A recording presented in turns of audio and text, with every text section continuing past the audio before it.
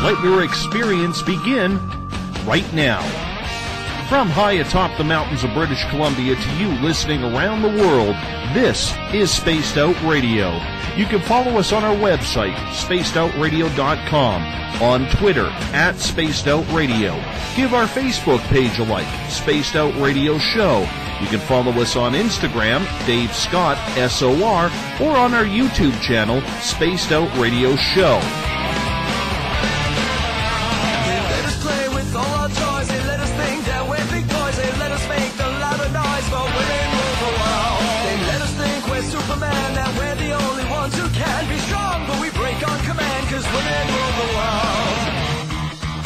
Buckle up, space travelers. It's time to go for a ride as we are live on Spaced Out Radio.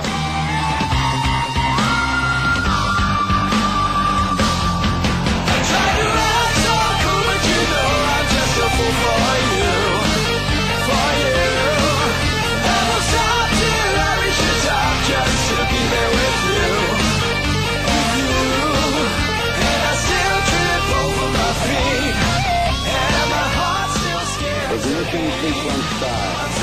6, 5, 4, 3, 2, 1. Said the deeper I go, the deeper I fall.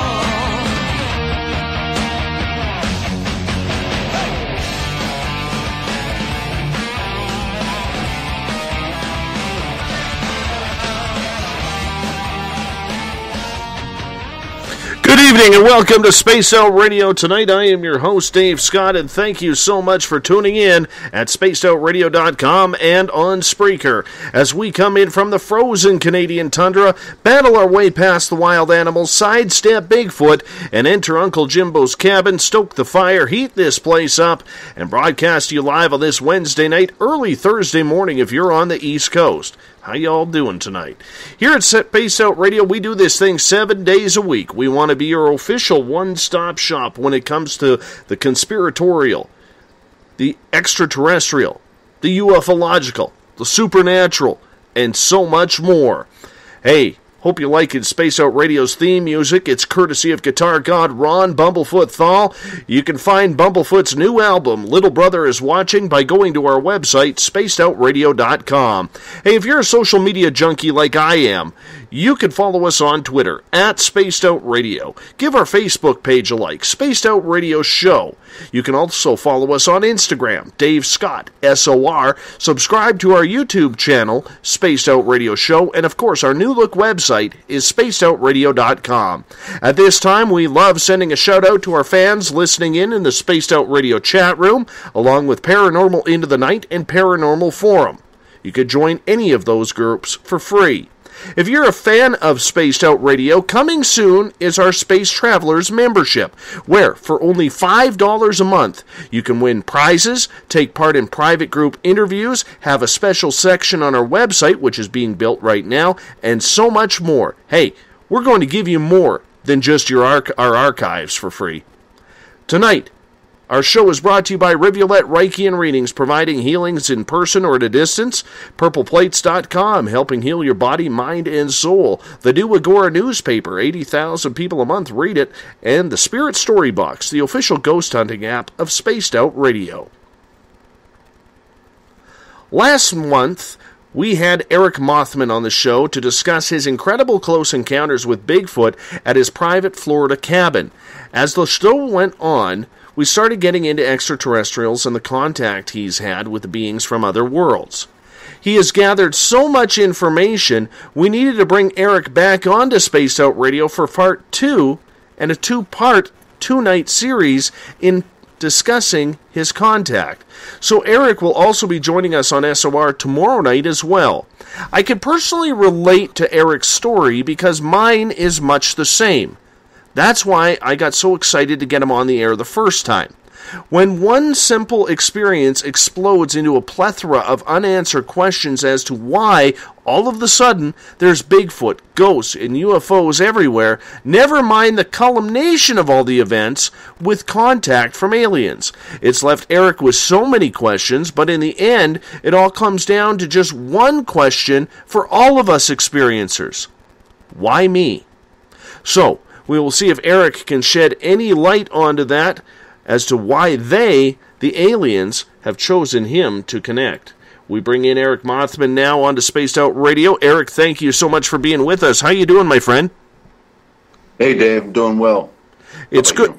Good. It's good to have you back, Eric, because the last time we had you on, our audience was so intrigued by what was going on with your situation.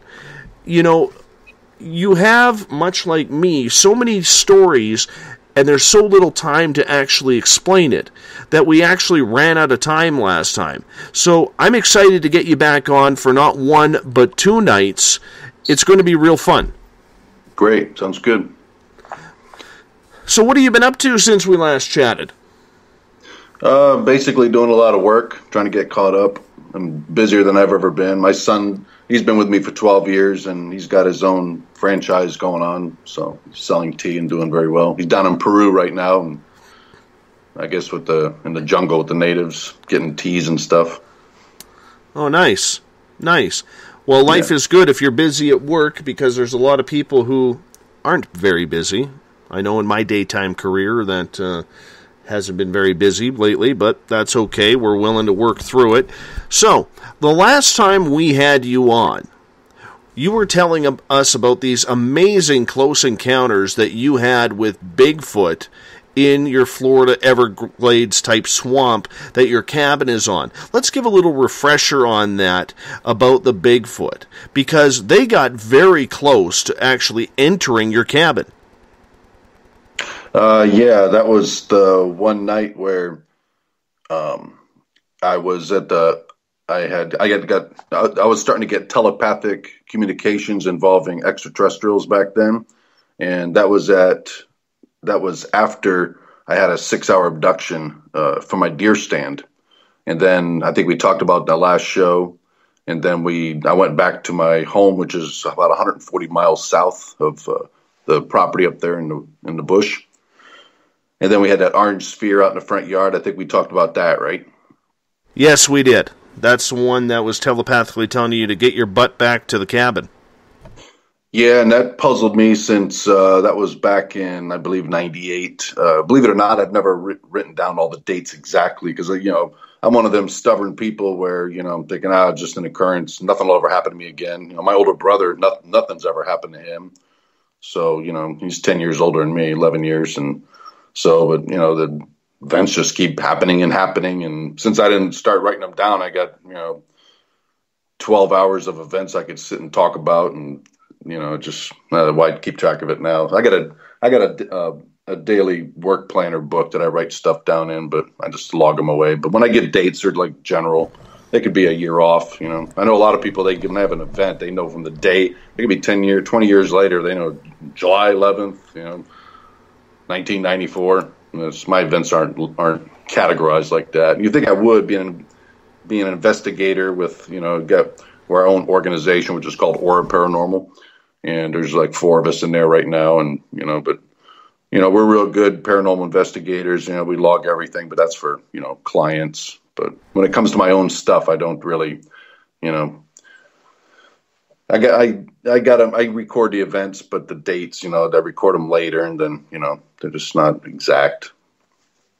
But back then, that's when I went back to the cabin, and when I was I shot a hog, a wild boar up there. The first 5 minutes I walk up the trail before I even got to the cabin. I shot one underneath the feeder, the automatic corn feeder, and there was a whole group under there. And after I carved it up on top of the porch, which is our cabin, is like, it's like a glorified tree house, probably 400 square feet and 10 feet off the ground, built on foam poles, and it's got a real steep staircase up to it. You look on my videos on A Box of Monsters, all one word, on YouTube, you'll see some of the pictures in there, what it looks like from some of the videos.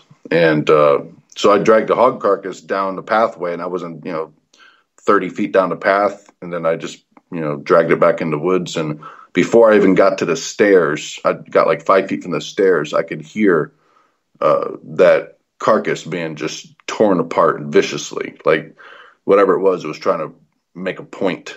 And I was just frozen. I was just standing there. Back then I didn't carry a gun with me all the time like I do now. Now I know what's in the woods out there, so I'm in the woods everywhere. So I just I'm always armed in the woods. But that entity was just breaking them bones. I mean, just smashing them and tearing the flesh. And there's nothing else out there could do that. A bear could probably do something like that, but we don't have bears up there. I mean, I know of probably one bear incident up there, but nobody ever saw it. Not on a trail camera. Just tore a feeder off the tree, but nobody's seen bears up there. It's not like Ocala in the middle of Florida where you have bears. You can drive up the road and see them. They just don't go out there. There's just there's not enough food for them, I guess. So. So I found out later that it was Bigfoot, because now, I got my spiritual contact, which, being the paranormal, we do 30 and 60-minute sessions. And my go-to girl on the other side is Veronica. And now I invite her when I go on places like that, back up to the property in the cabin. I just, let her know when I'm there. So if I need to find out something that happens, she's there to witness it on the other side. So she watches everything. So, Eric, the one reason why I absolutely felt the first time I needed to get you on the show was because of your opinion of Bigfoot. You had the same opinion as me, whereas you believe it's either A, a spiritual creature, B, a shapeshifter, or C, interdimensional. And there's not a lot of people who will go public with that opinion. And I'm wondering if you could refresh our audience why you believe that it could be one of those three. Well, I would not go out there and say that. What prompted me to do that was, since the mid 90s, we used to build trail cameras. I still got my 3 or 4 original ones, and this consists of a 35 millimeter, film camera. We have to get the pictures developed, and it's in a motion detectors hot wired up to it inside of an electrician's box with a little plastic window, and they work quite well. They work really just as good as today's cameras. But, you get 36 exposures or whatever it used to be on a roll, and you got to go down there and get, But I started to come up, always got these pictures of light anomalies in my photos, and I can never figure it out. They're not spiders. They're just like balls of light or columns of light or shards of light going across the film. And I always attribute it to, probably because the camera's inside of a box, maybe there's moisture in there or something, but that's really not true. There are waterproof boxes. But I saw Les Stroud on that Survivor Bigfoot show where he had like 5 pilot series that came out. I don't know if it's a pilot series. I don't think it's just an addition to his show, but He was putting apples out, and he was talking about people on blogs talking about, there's always these obscure things like, there's groups out there that talk to extraterrestrials on Ouija boards. Ouija boards are always, on the fringe of the paranormal thing. You can't bring them in people's houses, when you do investigations and all that. It's just everybody's got strange ideas about communicating with it. But anyways, he was talking about, he was on his show, he was putting apples out, and these blogs where these people go, they're talking about the same thing, where they're getting these light anomalies on trail cameras. So he decided to do one of his shows, at least one of his segments about it. And there he is putting, he's got expensive cameras too. I got a PV500, $1,400, it's a consumer grade professional, but his cameras are professional. And so he's got several of them. He puts them out and with multiple angles. He couldn't get whatever was taking the apples. They would just vanish. And that's basically what happens with what I found over decades of doing it. So when I saw that, I was blown away. I was like, holy crap, that's what I'm getting. So I contacted Veronica and I asked her about it, and she's telling me that, yeah, they can cloak. So they're actual physical beings. I always thought they're like their DNA is always coming up human and getting discounted, but I always thought they're like, original form of human possibly, but not an ape. And Veronica says they're an apes. She goes, there's not up for discussion there. That's what that creature is. It's an ape. She goes, look at it. And I remember her telling us on that on the spirit board. She goes, look at it. Look at his nose. Look at his ears. Look at his head. Look at his hands, his opposing thumb, his feet. He's an ape. That's what he is. But he's got an innate ability to cloak, and that comes from his birth. They can do that. I guess if you look at the raw material, they call them the second density entities. We're third density. Some of us are fourth, but they are second density entity. But they're all spirits are supposed to be human consciousness, all co-creation. Even Veronica talks about extraterrestrials. When I ask her questions about it, she says they're human spirits. So everybody's a human. That's what it's called on the other side, human consciousness. It's co-creator. We all co-create.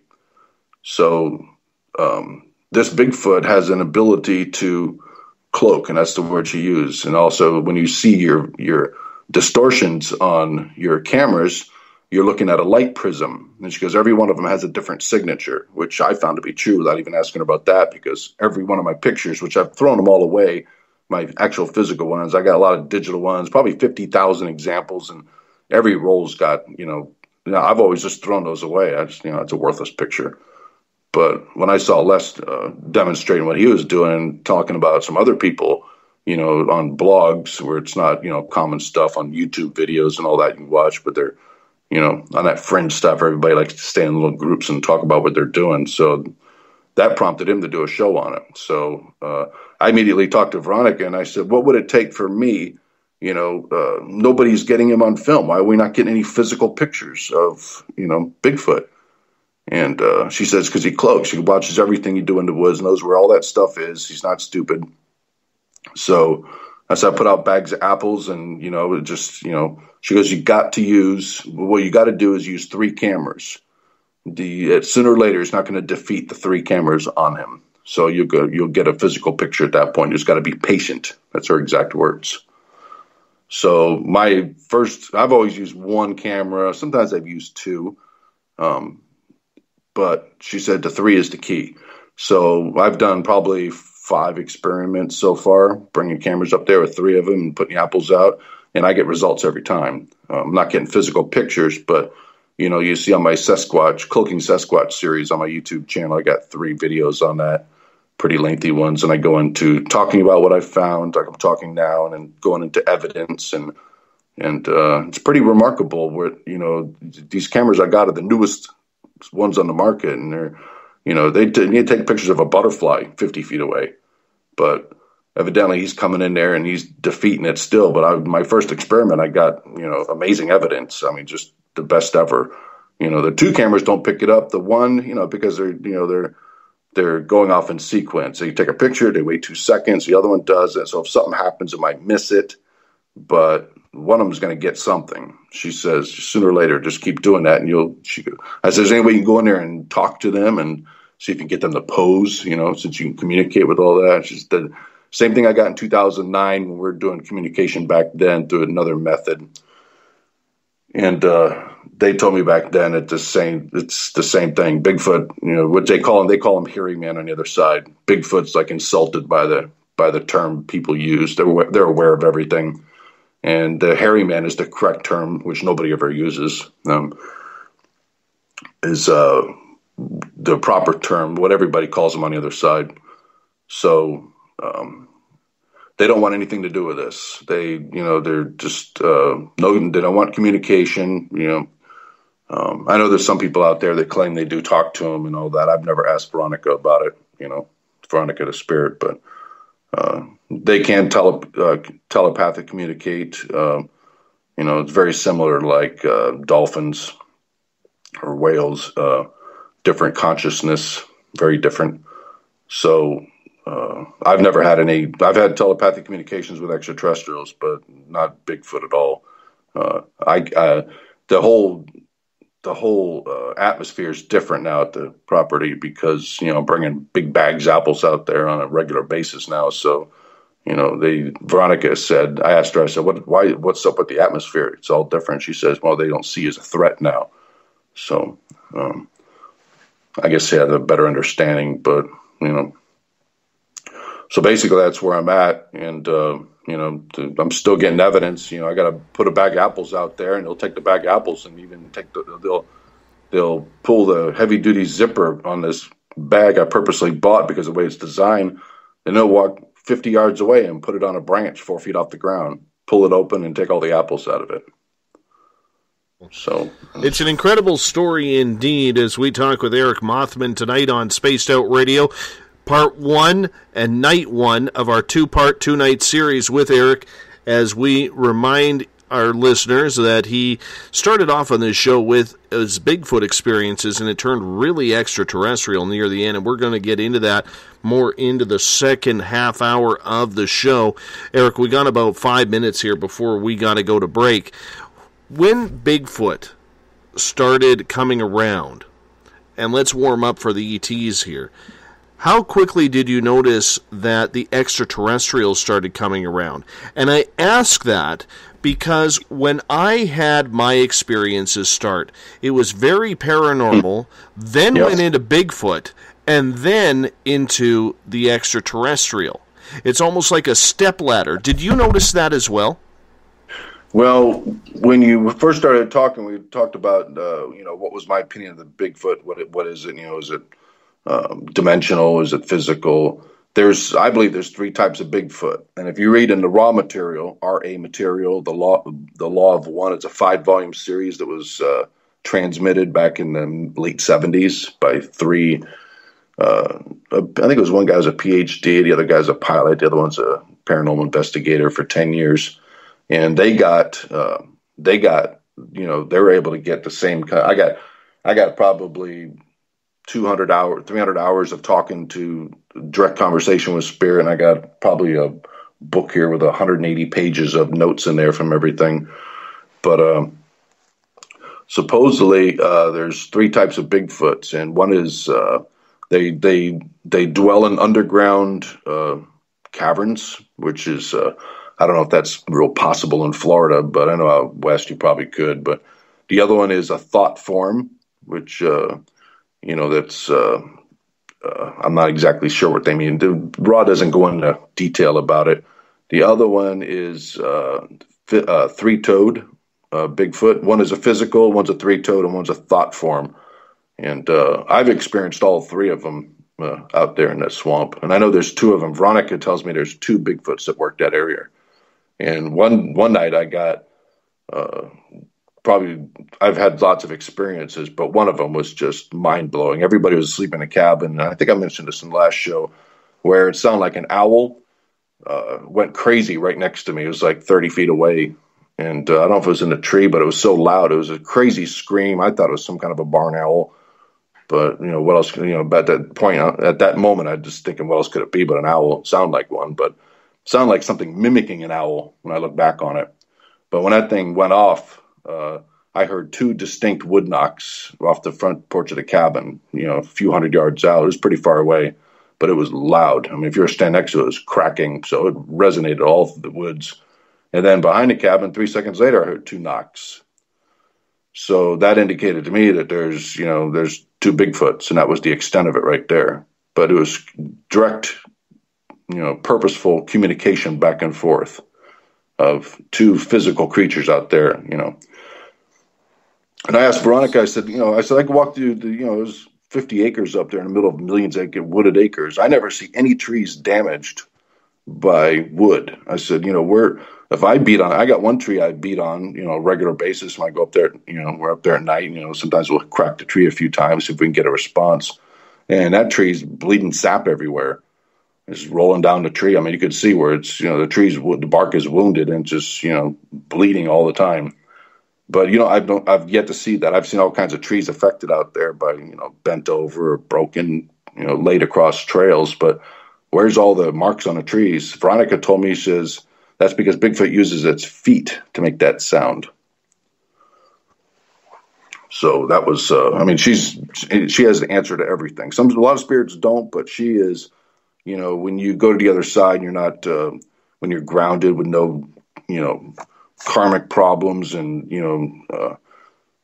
baggage and dogma, you're actually in a dimension where you're attached, you have access to the Akashic records, which is a word that's been coined for, all the information that's stored. You can access past, present, future.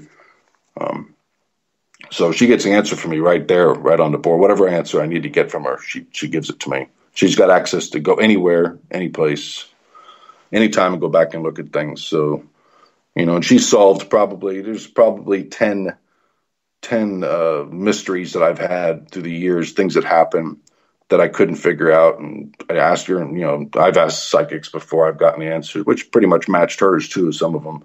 And, I asked people, other investigators, knowledgeable, they're like, they give an answer, but it doesn't really quite match. Or, hers, it solves it right there on the spot.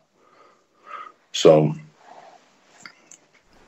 Eric, I'm going to get you to hold on here as we're going to hop out for our first break of the night as we are talking with Eric Mothman tonight on Spaced Out Radio. It's his second appearance. Eric will be with us also tomorrow night in a two-part series as we take this conversation from Bigfoot all the way to his extraterrestrial contact. I think that's very important that we get that out there because for some reason, Eric and I are very parallel in our situations and experiences. Started off with a little paranormal, went over to Bigfoot, went over to UFOs. Same thing happened to me. He's in Florida, I'm in British Columbia, Canada. It's very interesting how the lines run so parallel between his experiences and mine. That's why I love having him on. You're listening to Space Out Radio. I am your host, Dave Scott. We'll be right back after this break. Would you like to become one of our space travelers? All you have to do is click on the Space Travelers icon at spacedoutradio.com. For only $5 a month, you can get access to some great prizes, as well as private monthly shows, newsletters, and a members-only section on our website. Become a space traveler today. Hi there. This is your medium, Joanna, from Spaced Out Weekend, 2 Mediums and a Large. I would love it if you would come and join us with host James Tyson every other Sunday on Spaced Out Weekend. Together, we will take your calls and your questions live. Our goal is to provide you with a positive outlook on deep questions that you may have. Questions regarding love, relationships, money, or whatever else is on your mind. Come and check us out at spacedoutradio.com. Every Saturday and Sunday night, as Dave Scott wanders aimlessly in the wilderness, you can come hang out with me, James Tyson, in Spaced Out Weekend. Starting at 9 p.m. Pacific, midnight Eastern, I'll take you along as we talk with some of the best experts in their fields. SpacedOutRadio.com is the place to find us. So sit down, relax, put your feet up, enjoy the topics like the paranormal, supernatural, intuitiveness, and so much more. Hope to see you there. Hi there, this is Elizabeth Anglin, and on the last Monday of every month, I join Dave Scott for Spaced Out Radio's Cosmic Passport. We delve into everything from extraterrestrial contact to animal communication. It's a lot of fun, and every month it's something different and exciting. I would love it if you would join us. You can hear and learn from my experiences, and I'd like to know about yours as well. Cosmic Passport on spacedoutradio.com. Hey everybody, this is Patrick Webster Small, and I'm here to bring you the Webster Phenomena every Saturday night, live at 8 p.m. Pacific, 11 p.m. Eastern. If you're looking for aliens and extraterrestrials, well, we've got them. Big and tall, short and small. You're bound to find what you're looking for, so join me on the Webster Phenomena right here on Spaced Out Radio.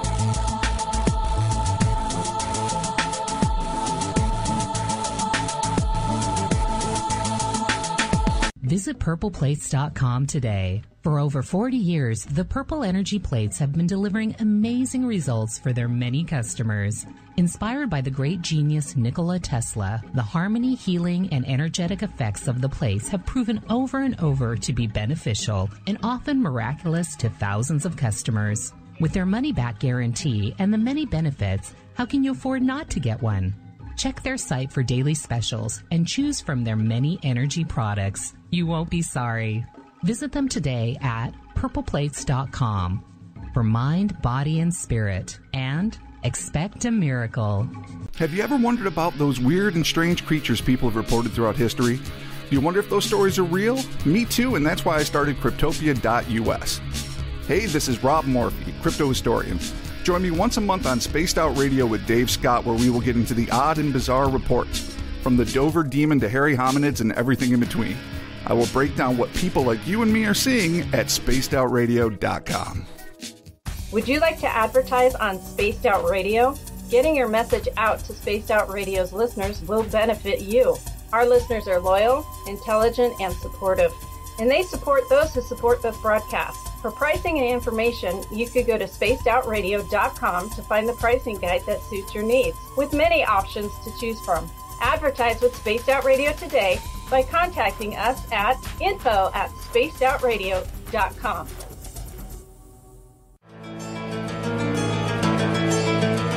Want to connect with us online?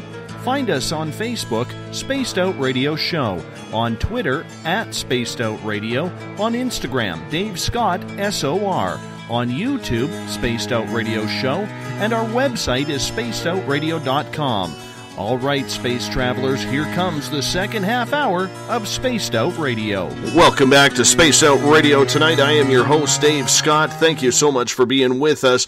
Tomorrow night, we'll be joined by tonight's guest, Eric Mothman, in part 2 of his Extraterrestrials, where we'll get into where the government has started knocking on his door, wondering about his experiences. It's very interesting indeed. That's why we got to make this a two-night, two-part series with Eric Mothman. Hey, if you want to follow us on Twitter, you can do so at Spaced Out Radio. Give our Facebook page a like, Spaced Out Radio Show. On Instagram, I can be followed at Dave Scott, SOR. Our YouTube channel is Spaced Out Radio Show. Subscribe to that. We'd love it. And, of course, our website is spacedoutradio.com. Once again, we bring in Eric Mothman into Space Out Radio Land. Eric, thank you so much for being with us tonight. Way much a pleasure to have you back on the show, my friend. Thanks, Dave. It's good to be here. When did you notice, Eric, as we start to focus now and shift over towards from Bigfoot to the extraterrestrials, at what point did you notice from the Bigfoot contact, did it go into the extraterrestrial contact?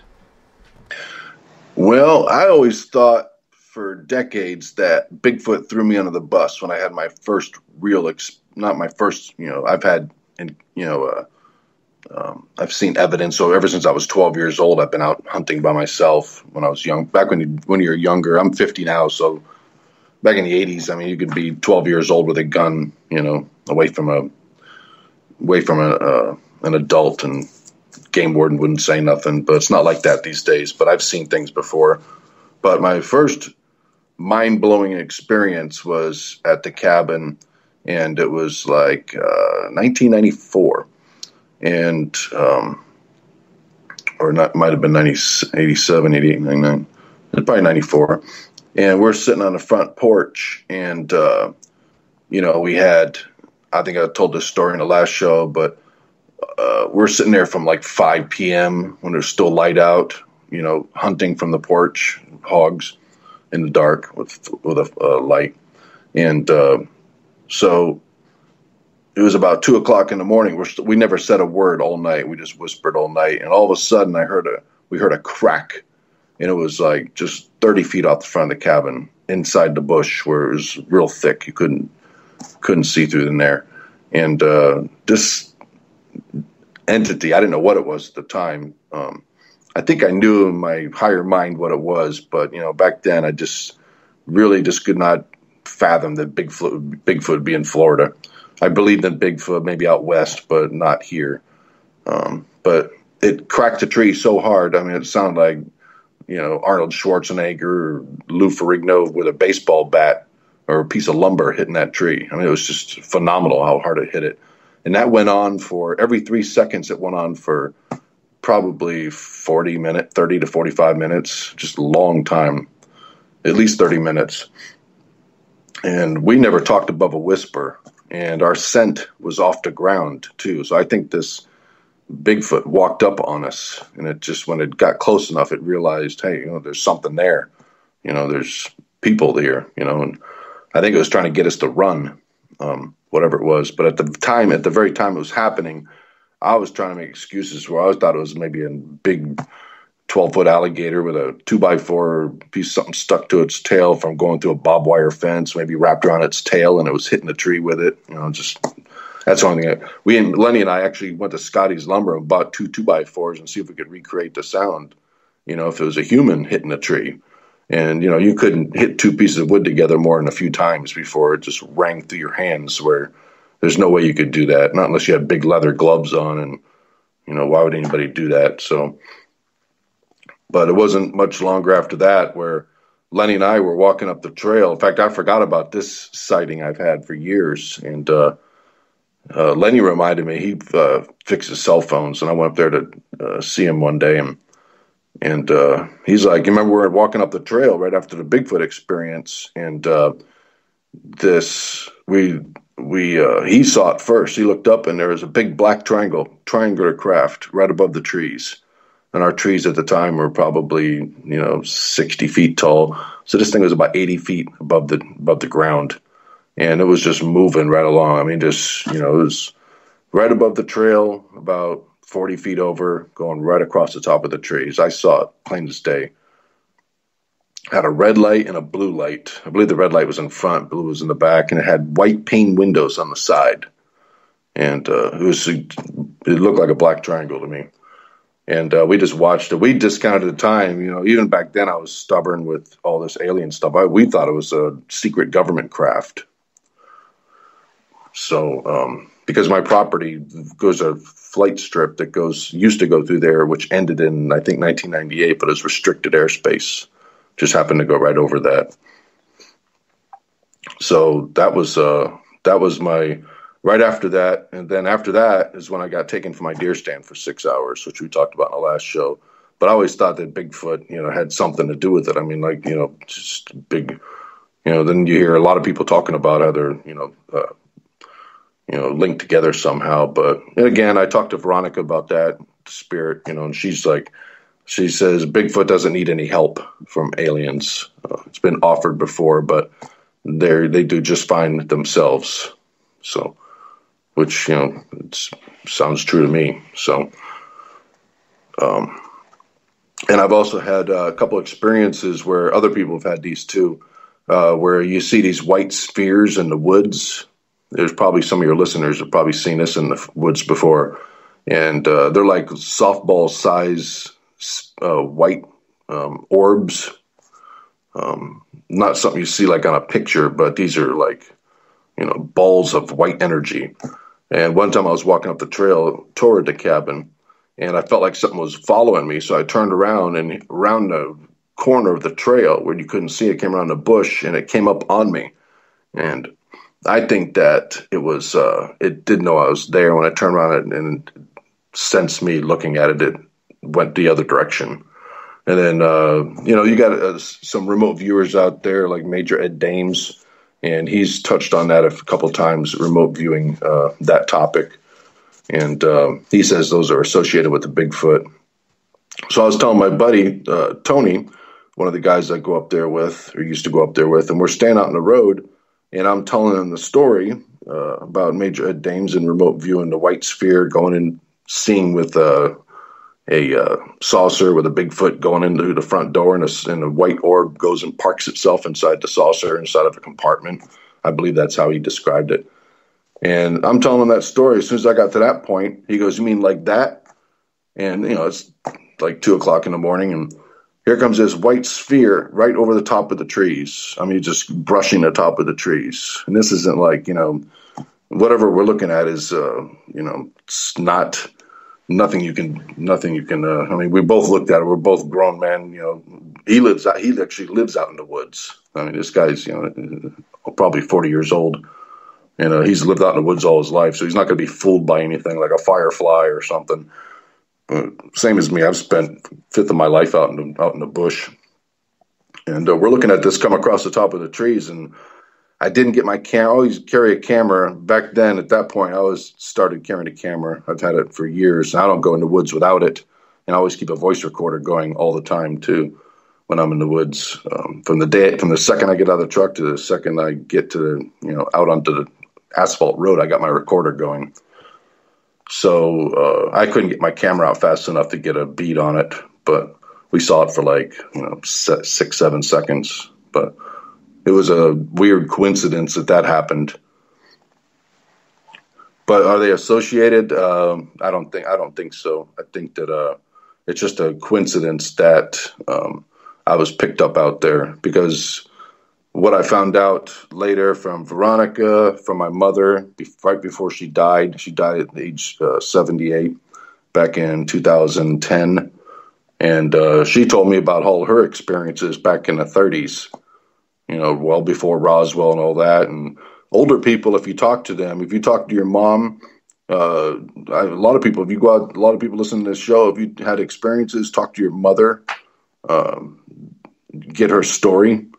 Because a lot of the elderly people, they don't call them grays. They don't watch those TV shows. They're not exposed to that stuff normally. My mom always watched golf with my dad, and she talked about them being fairies. So I was like, fairies? I've heard people discuss that before, and, they're actually grays. So I drew 6 or 8. I still have the paper here somewhere in my notes, but I immediately sat at the kitchen table and I drew 8 different types of faces, folklore faces. One was a scary clown, the other one's a reptilian face, that kind of thing. And I put a picture of the grays who actually I came face to face with in my own bedroom. And we got on that topic because I was telling my dad. My dad and I used to argue about it all the time, even though he's had experiences before with the orange sphere back in 1946, I think, or he had telling me a story where he went out on the highway, and next thing you know, the big spheres landed out in front of the highway, and then they got missing time and all that. But my dad's a staunch non-believer. So my mother told me about her experiences, and then I ended up getting a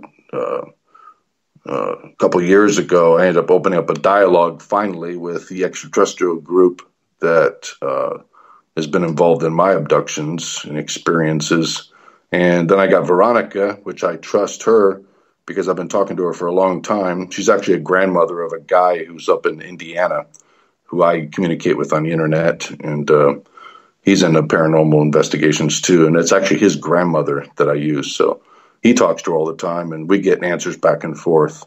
But she validates everything that I find out. So am I really talking to Gina? Are these extraterrestrials really, are they malevolent or benevolent, what's the story? Is Gina who she really says she is, the extraterrestrial who's involved with my family bloodline? There's like 5 different races out there from what I gather that are abducting, or abducting is like a harsh word, but what they're doing is it's actually management of a large population of the human race, maybe everybody, I don't know, but there's 5 races evidently that are, and a lot of people are getting taken and they don't know it. They're involved and they don't know it. You know, they just don't want to admit it. They've had experiences and, you know, they don't know what's happening. But every experience I've ever had, I've locked on. Every experience I've ever had, I've locked on to until I've gotten the answer from it. So I've got the answers from my Bigfoot experiences.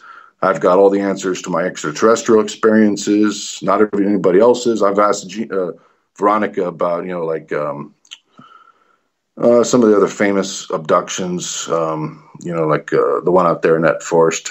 What is his name? I can't remember what his name is. Anyways, all the ones that are, you know, people talk about all the time. I've gotten their answers for their experiences, but I'm able to get all the answers for what's going on in my experiences, and I've got probably 70 sessions totaling about 60 hours of going back and forth, and I can't think of any more questions to ask. I mean, I've got probably a book here with 80 pages of it, of notes of what I've gotten from her and experiences. You know, I've had 50 people I've taken up there to the cabin over the years, and they've all had experiences. So I've asked them about what happened with them and, you know, what's going on with them and that type of thing. I have one of your friends, Alex, in the Space Out Radio chat room. He's saying that one time when you and him were out, you saw a black smoke being. What was that like? Yeah, that's Alex is one of my buddies I took up there, and he's I think around 38 years old, and you know, he's never had until we went up there. I said, "You ever had a real paranormal experience?" He's really interested in, you know, extraterrestrials and, you know, paranormal stuff, and I said, "You ever had a real bona fide experience that you can call paranormal?" And I think he said no at the time, but I said, "Okay, we're probably going to have one on this trip because we're having something happen every time we go now, whether it's ET or Bigfoot or spiritual or all, you know, all 3. So we're up in the front porch, and there's a well-known contact that we all talk about among ourselves that, you know, we came face to face with 7 8-foot tall entities out there with red glowing eyes. And I know what they are now. They're the ancient Indians that used to live out there thousands of years ago. The Indians in Florida were really tall. A lot of people don't know that, but the average height was 8 feet. 8 feet for males, 7 feet for women. I've even seen a skeleton of one of them back in the 70s before it was removed from a museum here in our town. It's in a private collection, and they took it out. But I don't think anybody's ever seen a skeleton that was that tall. But that was back before anybody, you know, talked about it. People used to pay $1 and go in a museum, walk right by it, not even think twice about it. Okay, it's a tall skeleton. But that was the average height of the Indians out here. So, but anyways, Alex and I were on the front porch, and I was asking, you know, it's pitch black out that night, and well, not pitch black. It's probably a quarter moon. You could just see the woods out there without a light. And we're on a front porch, and I was like, we call them the tribe. I was like, "Tribe, can you show yourself to Alex? He really wants an experience." I found out that over the years that a lot of positive entities, if you say, you know, we don't want to have any experiences with negative entities, of course. So, you know, the first thing I say is, you know, we're looking for positive contact, light beings, you know, positive entities. We're looking for an experience. You won't violate our free will if you show yourself. That usually triggers something. So at that point, here comes this entity, which I've had several friends out there who are, you know, one of them is our team. He's an investigator, and, you know, he's a skeptic. You know, he has things happen right in front of him, and he's still, you know, he's the skeptic. He's the one that keeps us grounded in the team. But he's seen this entity too that, you know, Alex and I saw, but it's all black. It looks like a human figure about 5 feet tall with wings on its back, and it just came right out of the bush, right out of the woods. You know, you could see about 30 feet out there until the woods lines, you know, begins now, because it's the way it's cut. And we both just caught the look of it as it came in. I don't know where it originated from, but it looked like it came right out of the woods, straight out at us. And it flew right onto the porch, went over the railing, and ran around the side. There's a walkway all the way around our cabin. It vanished going around a corner.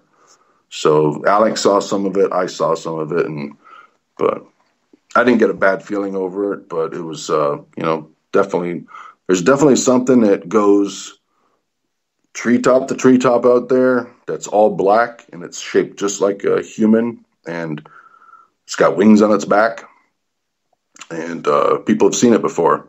I haven't seen it, moving in the treetops. There's many different entities out in the woods. There's not Bigfoot out there, not just dog man, lizard man. When people tell those stories, nobody wants to be that guy. These are adults. They know the difference between a bear. I've never taken any amateur out in the woods. I've taken a lot of, people who don't have any woods experience with guns or hunting. And I've never had anybody go up to Ocala Forest, where I have another place over there out in the woods. I've never had anybody see a bear, go on 2 feet or run across the road and have them say, hey, there's a Bigfoot. It's always, oh, it's a bear. So anybody who puts that out there is just, either trying to spread disinformation or, get groups fighting over it. But nobody's confusing a bear with a Bigfoot. Even when a bear walks on its 2 feet, it's a bear. So what we're seeing out there's in 2008, and I asked Gina, I asked Veronica. Gina's my ET contact. Veronica is somebody I can talk to anytime I want. Gina is kind of hard to get a hold of, but I think the feeling I got is I had 30 pages of questions for Gina, who's with the race, the Orion DZ that have been involved in my family line. And I've got all my major questions answered, and I think she knows that. So I think she's real busy where, unless I really got, some good questions, usually somebody else comes into a spirit board session, like family members, ancestors, or, people looking to pass messages. But so so Jeff was out there with his buddy, and this was in 2008, and I put them in a deer stand. It's a 4-posted deer stand where it can hold 8 people. It's got like 4 lawn chairs in there with a canvas cover over it and screen windows. Even if you're 100 feet away, you got to look at it to figure out what it is, because it's kind of real woodsy looking. It's built so it's camouflaged, but you sit in there. It's got a vinyl floor. You're hunting first class when you're sitting in there. Beautiful. On the other side of my property, it is so haunted out there. You can get EVPs anytime you want. There's always something going on over there. We can go over there. We walk over there at night in the dirt road. And we can get 4 or 5 EVPs in an hour. So we're sitting. I put both of them in the deer stand. I think they're probably 19 at the time. I put them both in there with, I believe it was bow season. Yeah, I think it was bow season. And I went down the road. I think I took my golf cart. Yeah, I took my golf cart down the road about 150, maybe 200 yards up the road, where I got my own stand. We sat there till it got dark. I said, stay in the stand. Don't get down. Don't start walking. We had 2-way radios, which work quite well out there. These are good radios. And I get up in my stand, and we're there until it's dark. And I let them sit out there on purpose, just to get them, you maybe have an experience or something, or, get a little bit more, get them excited about the mystique of being out there in the pitch black.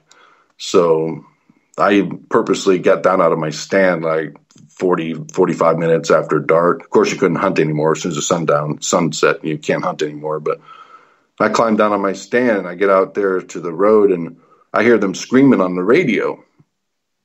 So I race down there, and I pick him up. I was like, well, don't get out of the stand. Let me get there. And his buddy was in shock when I picked him up. In fact, he took a long time to recover. He ended up going into the Coast Guard. He's doing real well now, but he's okay. I just talked to him about 2 months ago about this, and I haven't talked to him since then. And he's okay with it, and he'd even do an interview on it. But at the time, he was shaking, sweating, and he didn't talk the whole weekend. Then he didn't want to go back up there ever again. But my son, he was my son, you never see him scared over anything. He was shaking over it. But what happened is this dark black entity, which I've got a drawing of it. And he's about 3 feet tall, 4 feet tall, and looks like a gray alien, except it has black hair. Had black shiny hair, dark wraparound eyes, just like a gray has, your typical alien gray, and real muscular features. It's got 3 claws for hands, 3 claws on each hand. Had claws for feet, and you couldn't see. He said they said they couldn't see a nose or a mouth, but they had flashlight. They turned a flashlight on and they saw it. It was actually standing on a branch. This stand is 10 feet off the ground also, and it's about 8 foot by 10 foot. And this thing is standing on a tree branch right with it looking through the screen. So it's about 2 feet off and away from it on a branch, so they could see the whole body and everything. And it was just staring. My son turned around. It was staring at my son. And they're sitting side by side. So both of them screamed when they saw it. And when they screamed, this thing just leaped straight over and up and just vanished into the night. They didn't hear it hit the forest floor or anything. The forest floor is all leaves, and you'd hear something if it jumped down. But it was standing upright. It was holding on to one branch with one arm, but it just leaped straight up and vanished into the darkness. And I've talked to Veronica about it, and Veronica says that's an extraterrestrial. Lots of people have seen those in the woods, and they have no explanation for it. They come in all different variations, and she goes, but that was a youth that you it was a younger one that was just curious about your son, and it was just looking in there and had no ill intentions whatsoever. And in fact, the boys scared the hell out of it when it jumped away. But she says they're extraterrestrials. And if you Google on the internet, you can see this picture in one of my spirit board sessions. I've tried to get answers before I talk to. Every time I bring this picture up in a spirit session, and I call out to Veronica. I got 4 names that I use for Veronica, all her legal names. That brings her energy in. But the session usually goes nowhere. Just like when I talk about missing 411, I try to get answers on that. Takes a lot of sessions to anything negative like that. My spirit guides, that when you have intentions of, spooky or lighting candles, and when you go to do spiritual contact on a spirit board, that just brings in trouble. So you always want to, smudge the room, think positive, meditate, want to talk to your ancestors, it's all about intent. That's the way everything is, and for everybody. But if you Google 3 foot, 4 foot tall entity, dark eyes, muscular build, alien looking creature, you'll see that picture that I'm holding up in one of my sessions. You'll see there's countless pictures on there. There's probably, I looked at 10 of them years ago. There's 10 of them on the internet, and all the pictures are very similar. In fact, Nick and Jeff, my son, I took them back to the cabin, and I put papers in front of them, and I told them to draw exactly what they saw. And both of them drew exactly the same thing. I lost Nick's picture, but I still have my son's. And they match what other people see. There's other people seeing this out in the woods. Mm-hmm. And it's exact, right down to the hand, the nails on the hands, the muscular build, the short black hair. Some of them are seeing like brown hair. Some of them are seeing a few of them are seeing spines on their back. And the crazy thing about it is there's actually a toy that's in one of the Google pictures that you can buy at probably Walmart. It's a toy, a little small reptilian creature that looks just like that people have seen out in the woods. My son Nick didn't see any spines on the back of it, but I think this is the entity probably that we're seeing in the people out there that I've taken up there have seen in the treetops, that moves one treetop to the other. But there are a lot of people out there seeing these things. It's just not Bigfoot. It's the woods are, it's a spiritual place, and that's where It's easy to hide out there, and it's interesting, and all these entities are out there. If you spend enough time in the woods, you talk to enough people out there who spend a lot of time in the woods, they all have stories. Right. Eric, I'm going to get you to hold on here because we're going to hop out for a break at the top of the hour. An incredible story about the woods in Florida behind his private cabin, about 50 acres, that just seems to have every sort of portal and teleportation area in that area, and creatures galore. Eric, you get comfy for a few minutes. We're going to step out for a break. I am your host, Dave Scott. You're listening to Spaced Out Radio, Part 1 of a 2-night, 2-part series with Eric Mothman. We're down to 1 hour left right after this. Become more intimate and interactive with Spaced Out Radio. Join our Space Travelers Club with your new membership. For $5 a month, we'll provide you with special access to the website, monthly prize draws from books to psychic readings, along with monthly newsletter, private interviews, and more. Sign up today to be part of Spaced Out Radio's experience. Every month on Spaced Out Radio, we look into the deep and dark reports of cryptids roaming around the world with me, Rob Morphy, from Cryptopia.us. I would love it if you would join me and host Dave Scott as we delve into the most arcane stories and reports regarding creatures of the unknown. My job is to hunt down the details and bring the evidence forward to you. These aren't your regular Bigfoot stories I'm talking about either. You can find out more about crypto history at spacedoutradio.com. With an ever-expanding listenership base, Spaced Out Radio is the perfect place for you to advertise your product. Our listeners support those who sponsor this show. So whether you're an author or a company, Spaced Out Radio is the perfect place for you. Our pricing is more than competitive, and your advertisements will be seen and heard every show. Head to spacedoutradio.com and advertise with us today. Contact us at info@spacedoutradio.com today. You hear footsteps in the empty room above you. A rocking chair begins rocking by itself. Don't be afraid of the things that go bump in the night. Reach for Spirit Storybox, the iPhone app the Huffington Post UK called the only ghost hunting app you will ever need. Spirit Storybox. The spirits are telling their stories. Are you listening? Strange creatures lurking in the night, the sounds of wood knocking in the forest, odd happenings right out of a fictional world. These are the reports I love. Hi there, this is author Ronald Murphy, and I would love it if you join me and Spaced Out Radio host Dave Scott the second Wednesday of every month on our journey into the unknown land of cryptozoology at spacedoutradio.com. From Mothman to Frogman and everything in between. Hey, they don't call me the crypto guru for nothing. Is the 24-hour world starting to wear you down? Let me from Rivulet Reiki and Readings lend you a hand.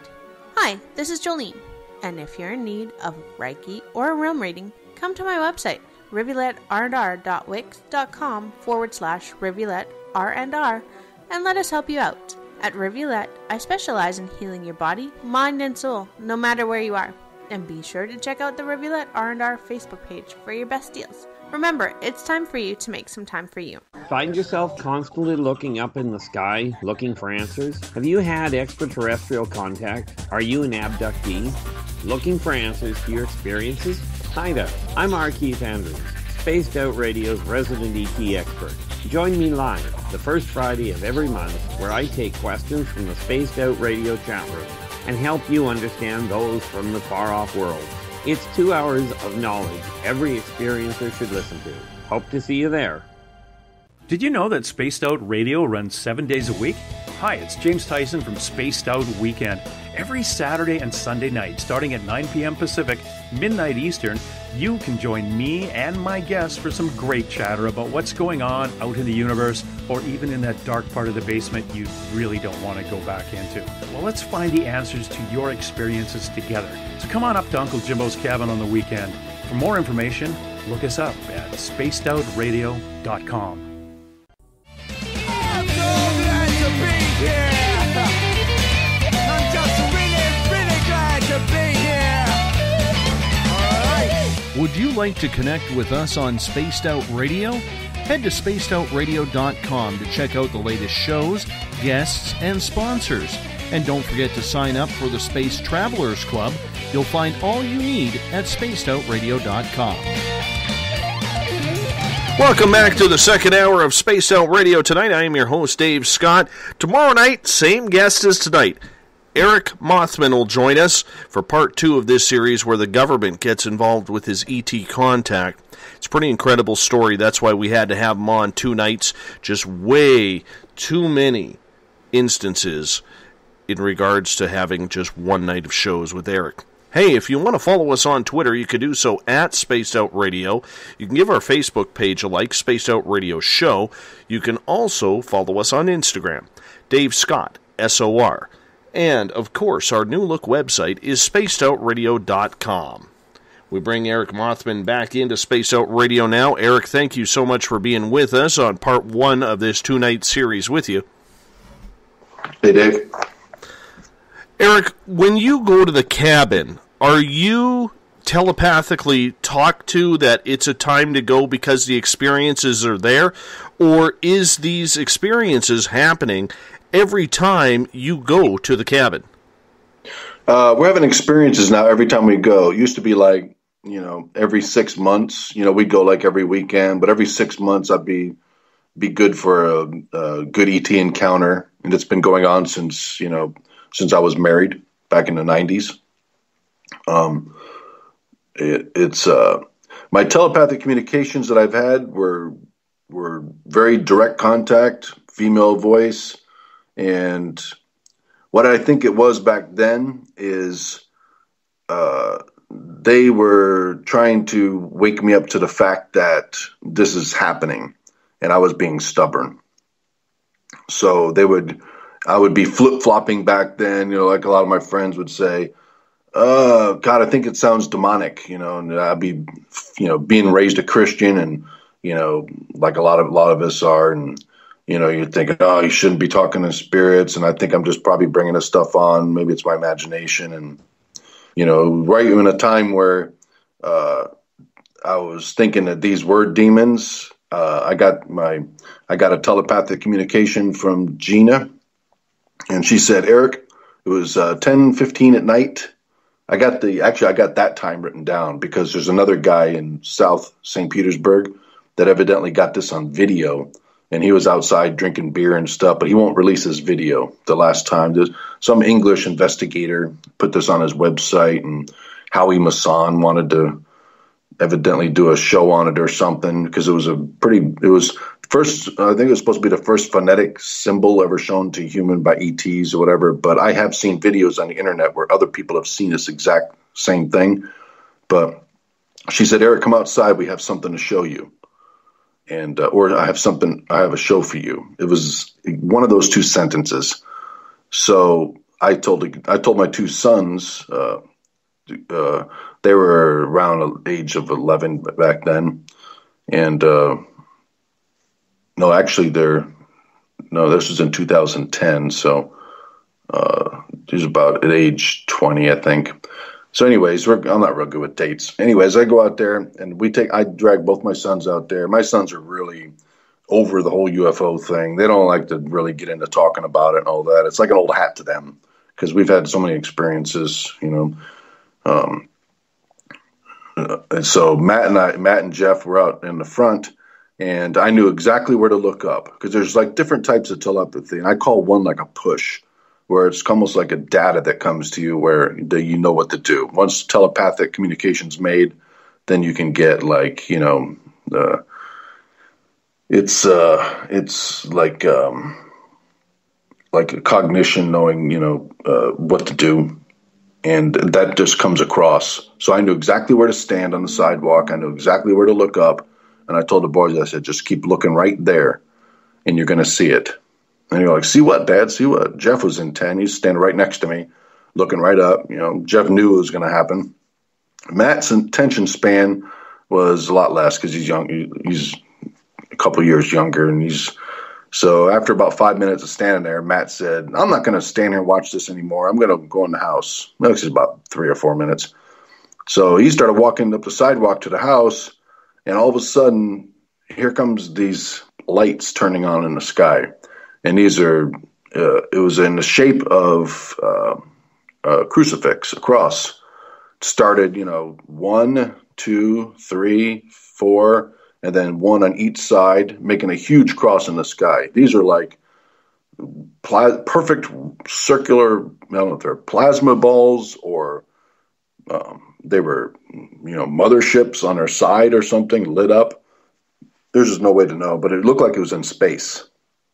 It was so big, it looked like it was in space. It was 4 times bigger than the moon, the full moon going up in the sideways. It was an unbelievable sight. And so I yelled at Matt. I said, "Get over here." I said, "You're going to miss this." And I watched him as like time stood still. He just stopped in the middle of the sidewalk. One of his feet went up and his arm, like he was walking, and he stopped and nothing was moving. That's what I was looking at with him, but I gave up on that. He was just staring at the numbers on the house, the address, and he was just standing there looking at it. I was like, "Matt, get over here. It's happening." And nothing would happen. He was just frozen in time. There's a reason for that, because the last telepathic experience I had was out on the bridge up there by Cedar Key, out on the water, where it's a little desolate cul-de-sac by an Indian mound, where now you're not allowed to go in there at night anymore. They closed it off when it gets dark. But we had an experience out there where that was another time where I was called out there, and Matt got really upset by what was happening. So that Gina basically told me that they can't violate his free will and cause him anxiety. So he's kind of left out of the loop. And I think he was probably subconsciously told to go back to the house so he wouldn't be witnessing this. But really, what I found out later, this was to bring me and Jeff closer together. Me and Matt are close, but Jeff, a different relationship there where, I think it was important for Jeff to know that this is happening, not just, believe, but to know. So we're looking at this cross in the sky, and then all of a sudden, this blue cobalt light in space goes off. It looked exactly like an old blue flash cube from an old camera from the 70s. When that goes off, that blue light, and that went off right next to the cross. I instantly knew what it was, and I believe it was the Star Wars-based system that was firing upon this the ET race. It's the Orion DZ is who it was. And what it was is, I believe the cross was, I don't even have to ask this question to my contacts, as I know what it was. The cross was there was a sign, as a symbol that, this is a positive, these are positive experiences, not negative. And that's the way I took it. I took it that at the time. But I found out later it was really the reason was to bring me and Jeff closer together.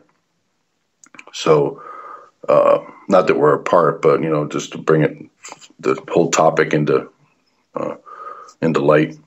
But when that light went off, that's when the big cross light started going off. If you Google on YouTube, you could see there's 2 or 3 videos out there where people have gotten a very similar video, much further away. That.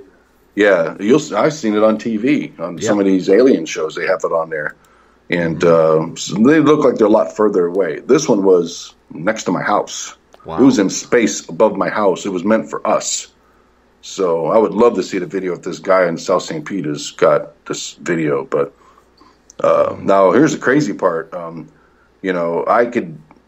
had a telepathic, after you get once the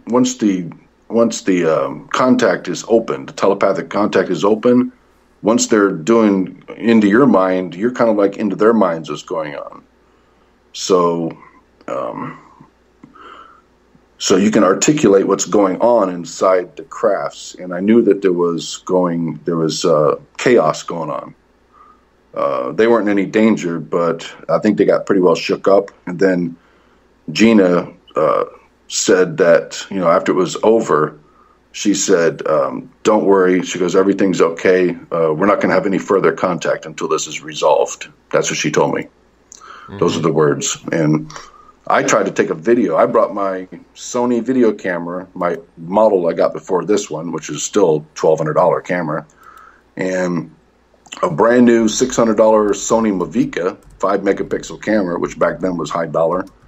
I had them both in a little box on the ground, and I tried to get this on film. And Gina told me the telepathic communication come over neither one of them was working. She said, Eric, these signs are for you only.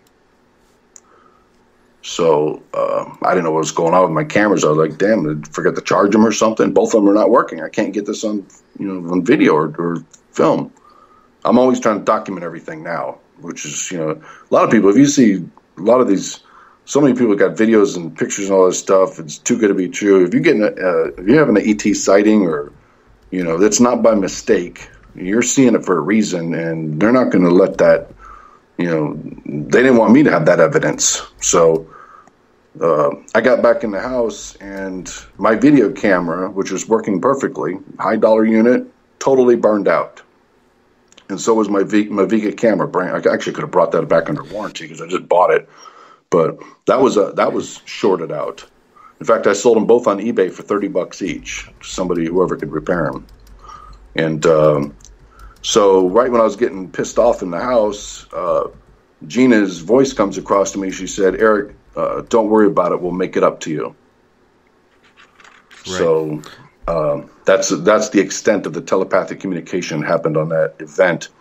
But yeah, she made it up to me. I mean, it's back then I used to, in the industry I'm in, basically, I had to go out and get all the business myself. It was like that night or the next night at 10 o'clock at night, my phone started ringing off the hook, and it hasn't stopped since. More than made up for it. Nice. It was $2,000 worth of equipment that was ruined, and I don't have to go out and look for work now. All my work comes to me. Eric, I have a question from Roz in one of the chat rooms that follows us, Paranormal Forum. He is asking, Eric, do you live near a cross-section of parallel lines that intersect or degree lines that intersect to maybe help all of this communication and sightings that you have? I asked Veronica, why do some people have spirit contacts, and why come ghosts? How come like my deceased mom doesn't just show herself in the kitchen? And she says, I said, well, how come I can't leave my cell phone down, my iPhone, and have her? Why can't she just type in a message, on the screen? Just type it in on the notes, so we can talk back and forth. I mean, it just barely touch the screen. Spirits can do pretty much anything. She said, if a spirit wants to contact you, if you really need to contact, they will find a way to come through. The spirit board is nothing but a crutch. You can communicate without a spirit board. All it is a piece of cardboard and a plastic, playing chat. She goes, all that, the crystal ball that, these, what do you call them when you go to these gypsies? They look into a crystal ball. Yeah, they really do work, but really all you're doing is it's a distraction for the mind, just like coordinate remote viewing. When you're remote viewing and your mentor gives you 2 4-digit numbers or numbers and letter sequence, and that's associated, and that's what you get to remote view, and that's all pure established, proven now that remote viewing is real. Ingo Swann started that back in the 70s with the Stargate project with the CIA, but that, Veronica says none of that is needed. All that is just a crutch for your mind, because you're just raised from your crib to believe that you can't do these things. You can't communicate. You can't use telepathy. You're grounded. You're just it's just the way your society, you're brought up from that way and so I think I got off topic again there. What was the question again? Oh, the parallel lines. Yeah, she said spirits and extraterrestrials travel along earth lines. They call them earth lines in the spirit world, not ley lines. But if you look at my house, I've had so many spiritual experiences here, spirits, and just incredible. In fact, if we got no place to investigate, we just all come over here. So, it's been really quiet for 6 months, but, I think it's dead with everybody right now for some reason. But if you look at my house and you look at my property 140 miles away, there's a lot of people that say that the lesser gradient line of a ley line, there's different types of ley lines that go through, earth lines that go through the earth. But in the United States, the major ones all intersect under Texas, a little town in Texas. In fact, there was a briefcase found from the 40s where the government has known this. The guy had papers in there, and one of the papers is showing the earth lines all connecting under Texas.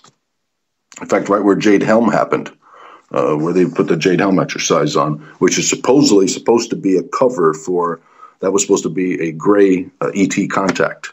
In fact, that's what Veronica told me. She goes, that's where contact is supposed to be made, and that's why it's all being, sectioned off. And at the last minute, they wouldn't let any of the media in there to report. So that story all died off overnight because nobody was allowed to report on it. But interesting how the media works sometimes. Yeah, she told me a name too that I don't want to say his name on the radio because it's I'll tell you his first name is Philip, and it's one of the head guys in global military. Mm-hmm. You could probably figure that one out. But she said that he is, and he's got a lot of clout, and she said that he is against the Greys for no reason, just I don't know if it's maybe, just guessing, spiritual, whatever, just hateful for it. Just maybe he's looking at, humans to be the superiority and, kill everything else. But he supposedly was supposed to be behind that. And I said, well, what's going to happen there? She said, well, there's not going to be anything that's going to happen unless they're not allowed to leave. Right. And his problem is that nobody can touch him. I said, well, what do you mean by that? She says his guides can't touch him. They can't get through to him to, lighten up, basically. Interesting. Yeah, little things like that. So, Eric, in your time that you have had the ET contact, how many times do you think you've been taken? I've been taken only once, and I've gotten backed up from Gina and Veronica. And my memory of an actual being abducted is only one time. And I got 4 more scheduled ones to go. That's what I was told. How do you know that? Do they? Because Gina, I can talk to Gina on the spirit board. You can talk to any entity on a spirit board. The spirit board image was ruined back in 1974 with the movie The Exorcist. You used to be able to play a spirit board. When you go to Sunday school, probably a lot of people listening to this, if you remember back, they used to be with all the games on the shelf in your Sunday school. Spirit boards, it was the first thing and last thing to come out in a party back in the 70s. When you're a kid, everybody used a spirit. It was no big deal. It was just a board game. It was fun. But when the movie came out, then everybody's perception changed on it. And for this generation, the movie Ouija, the whole movie's about that. So now, the youth, well, my kids are in their mid-20s, but they're still young to me, but, their perception has changed from watching the movie. So I asked Veronica, I said, is that done on purpose? I said, why are they trying to, kill contact with the other side? And it says it's not really done on purpose, but they're kind of glad it happened, but Hollywood makes it happen because there's big money in it. Mm-hmm. But the spirit board, I can communicate with dolphins, whales. I've done it before on a spirit board. Veronica says you can talk to an oak tree out in your front yard. Oak tree witnesses everything that's ever happened in your house, out in their front yard. She says everything has a spirit. Everything I've learned from the other side, from talking to spirits, is basically what Native Americans believe. They're the ones that have it down pat. In fact, the Hopi Indians are the ones that are actually the most connected to the spiritual world. In fact, Veronica says nobody can accurately foresee the future, but the Hopis have got it right many a times because they're not positive nor negative when they meditate. When they look forward, their shaman looks forward. It's a neutral. So your intent is not, because we're all co-creating the future. That's why nobody can see. That's why you can't accurately remote view it. That's why when they've had these, like Farsight Institute, if you go back and look at all their sessions, like the 2013 Earth Chains study, that was a big project they did. You'll see that out of 60 ideograms that were done by the remote viewers, half of them, like 40, the future was just horrible. Big tidal wave came and just only 3,000 people left on the planet. Basically, that's what they're looking at. Government had people behind cages with shock collars on, behind fences, and There's no food. All the crops are, dead from salt water. The water table's destroyed. Seeds won't grow. People are eating rats. People are naked, walking around with naked because of forced waters. And the other remote viewers, there's I think 10 remote viewers, and out of all the sessions that they did, even the other remote viewers that were positive were seeing pretty much the same thing. So that was scary times. If you're involved in that and looking into that, you're looking at it and you're like, holy shit, that's something bad's coming. By June 2013, something bad's going to happen. But what it is, we're in like a split timeline. Supposedly there's two timelines, A and B, or 1 and 2, depending if you're military or, civilian. But it's thought that we're in two timelines, and supposedly they are collapsing. And 2012 is when they're supposed to collapse. And one's a more favorable line than the other. In fact, scientists in the United States government have known that since the 40s. They've known that since the mid-40s from stuff that they found with the Roswell. I know a lot of people, because of my trade I'm in, I got thousands of customers. A lot of them are generals and colonels and sergeants. Generals don't say nothing, but, the ones underneath them do. So I got a lot of information that, that I've heard. A lot of it I can't repeat because it wasn't told to me to be repeated. But the future is what you make it. You're creating the future. So the Hopi Indians were able to accurately foresee the future because of they're grounded. They understand how, the universe works, and they're the only ones that do. But, there's 13 different sources, everything from the Princeton Egg, Edgar Cayce, remote viewing, Bible prophecy. Everything is pointing to this timeline, this time right now, that, something bad's going to happen. But supposedly what I believe is happening that's keeping the timeline from collapsing, and Earth changes happening, which, we're supposed to be catastrophic, is in 2011 or 12, there's an ET race that came in, and Veronica and Gina both told me about this, that they came into our solar system. They're called the Blue Avians, and they have been buffering Wave X that has been coming into our solar system. That's why the whole world has gone absolutely nuts. You look on news, what little bit of news you can get on mainstream, people are rioting in all these countries. There's millions of people in the street against the government. Everybody is fed up and not taking it anymore. And it's not because it's a coincidence. It's because, and our government's known about this for many years. The consciousness is affected by this Schumann's resonance that is higher, that is moving into our solar system. And if the avians weren't here using these big, I guess they're plasma spheres, some are the size of the moon, some are the size of the gas giants in our solar system, they are buffering this energy that's coming in.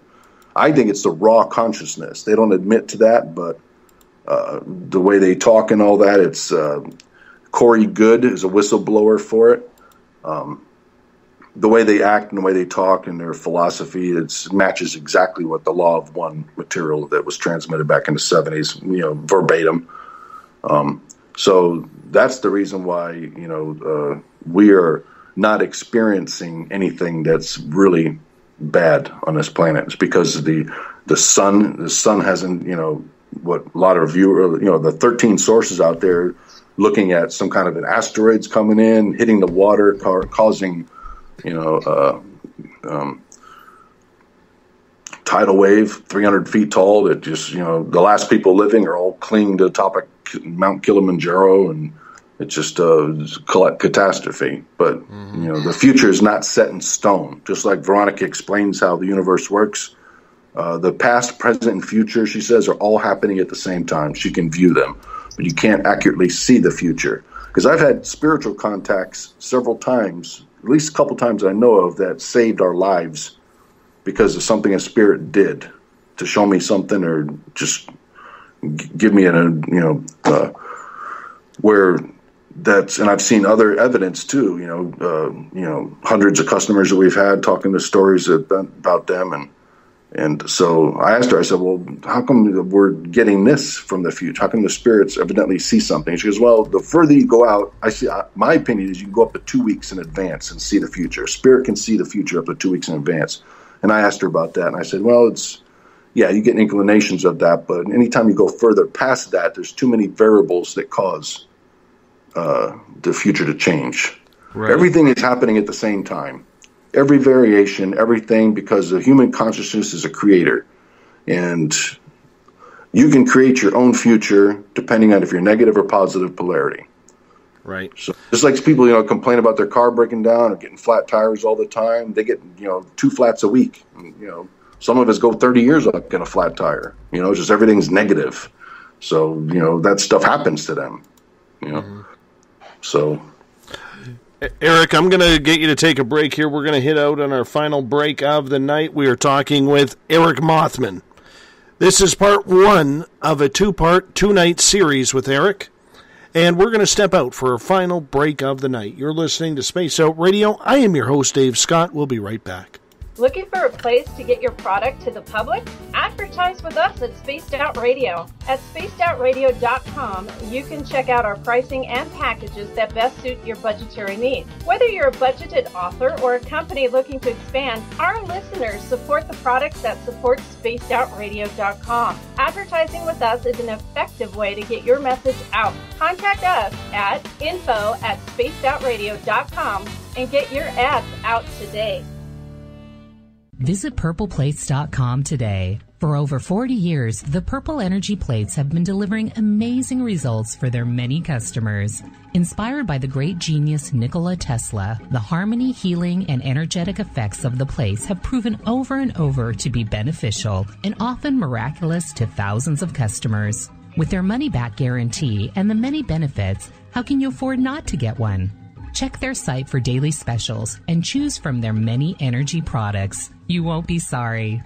Visit them today at purpleplates.com for mind, body, and spirit. And expect a miracle. Right here, this is where we divulge the fruit of our research. Here on the Webster Phenomena every Saturday night at 8 p.m. Pacific, 11 p.m. Eastern. On Spaced Out Radio. And we give it up to you guys, all the listeners and the live listeners. You can get something special and hang out in the chat room. And we love to have you. So we'll see you every Saturday night at 8 p.m. You know where. Attention Spaced Out Radio listeners. For only $5 a month, you can join Spaced Out Radio Space Travelers. Your membership at spacedoutradio.com will give you access to private fan area on the website, get you a monthly newsletter, draws for monthly swag, and a whole lot more. Sign up today to become a part of the Spaced Out Radio experience. You hear footsteps in the empty room above you.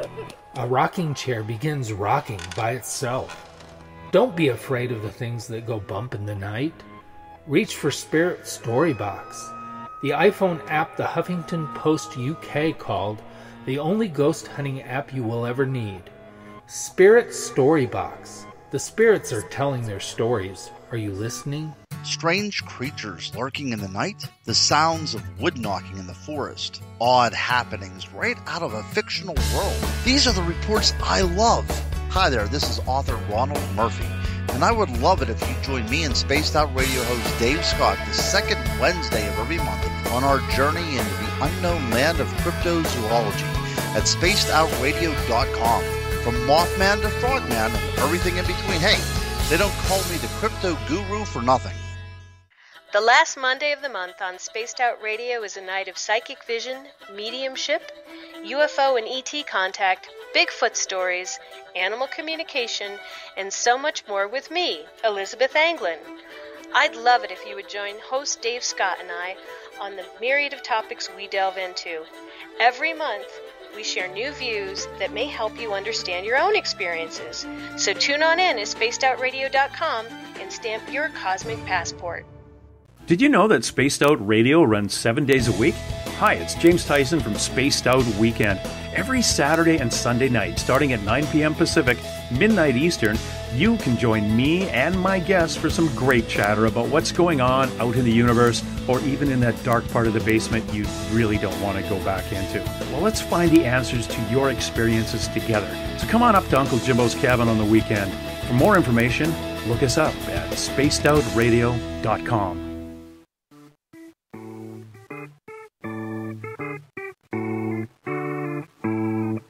Missed most of tonight's show? Don't worry, you didn't miss a thing. You can head to our website, spacedoutradio.com, and download our archives for free. And don't forget to get your Space Travelers membership today. Now, back to tonight's show. Welcome back to the final half hour of Spaced Out Radio tonight. I am your host, Dave Scott, and we have rounded third. We are heading for home tonight on SOR. Eric Mothman is our guest. He'll be our guest again tomorrow night, because tomorrow night we're going to continue the ET talk with Eric, but we're going to get into what the government has approached him about in regards to his investigations. It's kind of interesting indeed. Hey, if you want to follow us on Twitter, you could do so at Spaced Out Radio. You can give our Facebook page a like, Spaced Out Radio Show. On Instagram, we could be followed at Dave Scott, SOR, and YouTube. That's where our archives go. Spaced Out Radio Show. Our website is spacedoutradio.com. For the final time tonight, we bring in Eric Mothman as we are talking about ET contact that he has had down in Florida. Eric, I got a couple of questions from our audience members for you to kick off this final half hour, if you don't mind. Yeah, go ahead. Roz in Paranormal Forum is asking, Eric, what about being in tune with nature? Why do you think most people are not, and why should we? Well, when I asked Veronica questions about that, she says everything you need to find out in life, whether you're trying to look at the future, what's going to happen, she says all you have to do is look to nature. She goes, look at the signs in nature. And she said, I said, well, what's the next event that's going to happen in nature that's going to cause some? She says, probably the next thing that's going to happen is that fault line's going to give out in California. And she's pretty specific on what happened. She calls, I forget what she calls it. She says when that gives out, I don't know, it sounds like to me like she's looking at the future. And I tell you, with over 20 years of doing this, I know spirits can see the future. It's their future, some future they're looking at, but she says that's going to hit so hard that it's actually going to knock the power grid down from one side of the coast to Ohio. And she says you can see signs of it approaching now. She goes, why do you think all these birds are falling out of the sky dead? Flocks of birds, sharks, dolphins, beaching themselves. She says a lot of people are pointing their finger at the Navy saying, oh, it's the submarines, using, shortwave testing, and they're killing the wildlife. But if you look at the inner ears of these animals, you'll see that a lot of the inner ears are blown out, and that's from tectonic plates deep thousands of feet under the ground are shattering, and it's sending out waves that can blow out an eardrum. If you blow out an eardrum, you're dead. If you're a water creature or birds, she says she goes, you look at those signs. Those are signs that are warning you that something's coming. Something bad's coming. My next question or not. Well, I thought it was a great answer. Next question comes from Exogenesis, who's following this show on Twitter, which we can be followed at Spaced Out Radio. He's wondering, Eric, do you have any info from your guides on the supposed new planet that astronomers say they have found, Planet X? Yeah, it's when I was told about 8 months ago, it was 7 years away. So it's probably almost a little over 6 years away now. She says nothing to worry about, and when it does come through, it's not going to cause any problems to speak of. That's all I know about it. You know what I found funny about that is the university in California that so-called discovered the planet, they're taking all the credit for it, that they're the ones who found the planet. Yet, how long have we been talking about Planet X or Nibiru? It's been at least 2 decades. So I'm wondering still how they were able to take credit for it. Well, there's a NASA scientist that actually blew the whistle on it back in, I think, 1986. It was in the major papers, and they piped down about that after that. But he went into great detail about it. So it didn't sound like something. I read the article a long time ago, but it definitely wasn't something that somebody just made up off the top of their head. I mean, if you look out there, that it's probably on the internet. You could probably Google it. But I think it's around 1986, or I think it is the year 86, that a NASA scientist talked in great detail about it. But nobody's ever talked about it again. Mm-hmm. We've known about it for, it's in Sumerian records. It goes back 450,000 years. Nibiru, Planet X, the Destroyer, right. Wormwood. Joe has a couple of questions in Paranormal Into the Night. Have you ever asked Veronica if any of our leaders are alien? Yeah, she says that. I said, what about all these shape-shifting reptilians and, reptilians that are supposed to be? She says the evil that's on this planet are man. And she says they think they are reptilian descent, but no, they're not. And I even asked Gina about, because, Gina told me that my mother is a walk-in, a DZ Orion extraterrestrial walk-in spirit. And that's the reason why these ETs are in. The ET is not a word for them. Gina says to call them friends. That's the name you call them. So it's not insultive or light beings, because they are light beings. They are high-density beings that are in the Orion belt. They use the gray construct, which is basically a high-fidelity robot that, it can actually walk through walls. And actually our government has, that's known right now by whistleblower. Corey Good is a whistleblower. Even Veronica, validated that he is everything who he says he is. Everything he knows that he's saying is the truth and what he knows. Right. And he says our government not only has the technology, but we have technology that we're making for over 900 races. We are the go-to people now for technology, because we've traded so many things for technology. We've back-engineered, made it better. Humans are the best engineers out there because of our hands, our minds. We can make things. Whereas, you look at different species of grays, and reptilians, and, they're not the engineers and the blue collar workers that we are. So we are now, our secret space program is the go-to people for technology. Mm-hmm. Joe's second question pertains to when we were talking about Bigfoot, because he has some weird things happen around his property almost on a nightly basis. Have you ever had a chance to smell Bigfoot, and what did it smell like with its odor, if you did? Oh yeah, I was must have been within a few feet of it, because we're walking up and down the trail going to the cabin. We got to park out by the road, the dirt road, and we got to walk, a long ways to the cabin back into the woods. And the three of us, me and my two neighbors, which are two brothers that are my age. I've known them since the 80s. And we're walking up the trail, making several trips back and forth. We didn't smell a damn thing.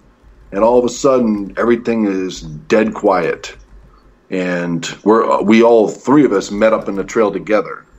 And the smell was unbelievable. I mean, it smelled like BO and real strong BO and skunk and rotten food. I mean, it smelled like a dirty, wet dog that hasn't ever been bathed, junkyard dog. It was just awful. It was unbelievable. So my neighbors, my buddies, they're real skeptics, but they've had their own experiences up there. They've had experiences now they're having experiences. They're having experiences when they go hunting in other places. So now they're not skeptics anymore.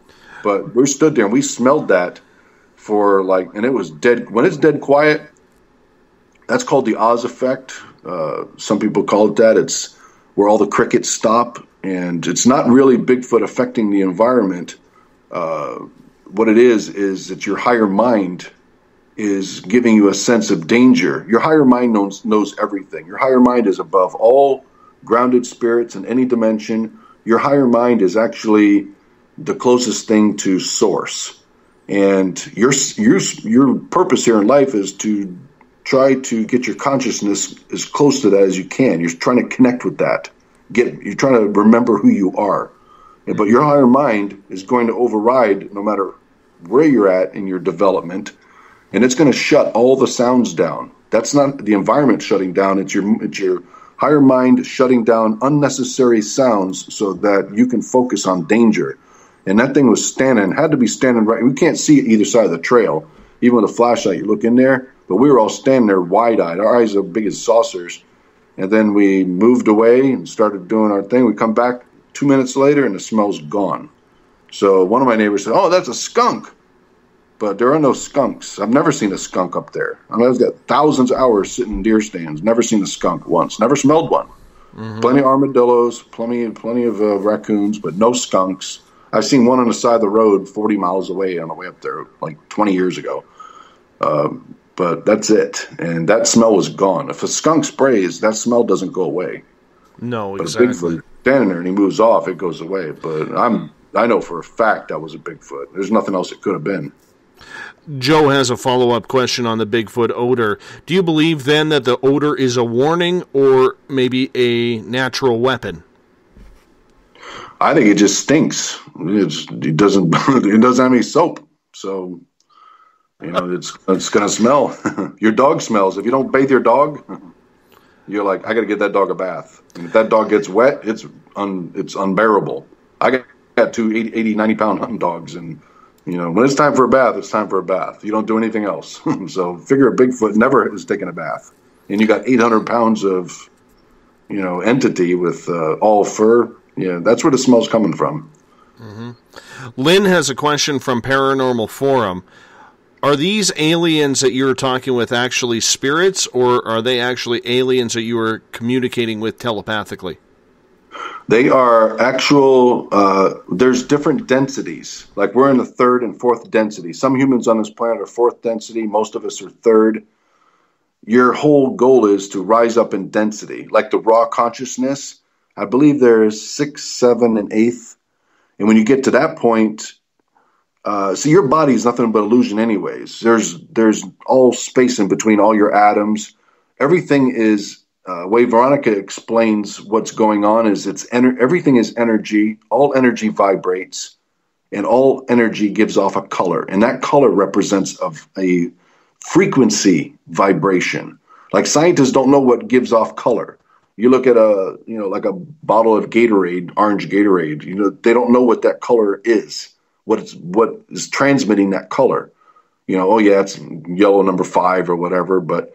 What it is that's everything. The higher the vibration, the more the different frequency. Like Veronica says, there are billions of colors she sees. Everything is color with a numerical frequency number attached to it. She can actually see numbers. Like I said, well, what am I? She says, like, you're 0202 or something like that, or 2028. It was some 2-digit number like that, 20 with 2s and 0s.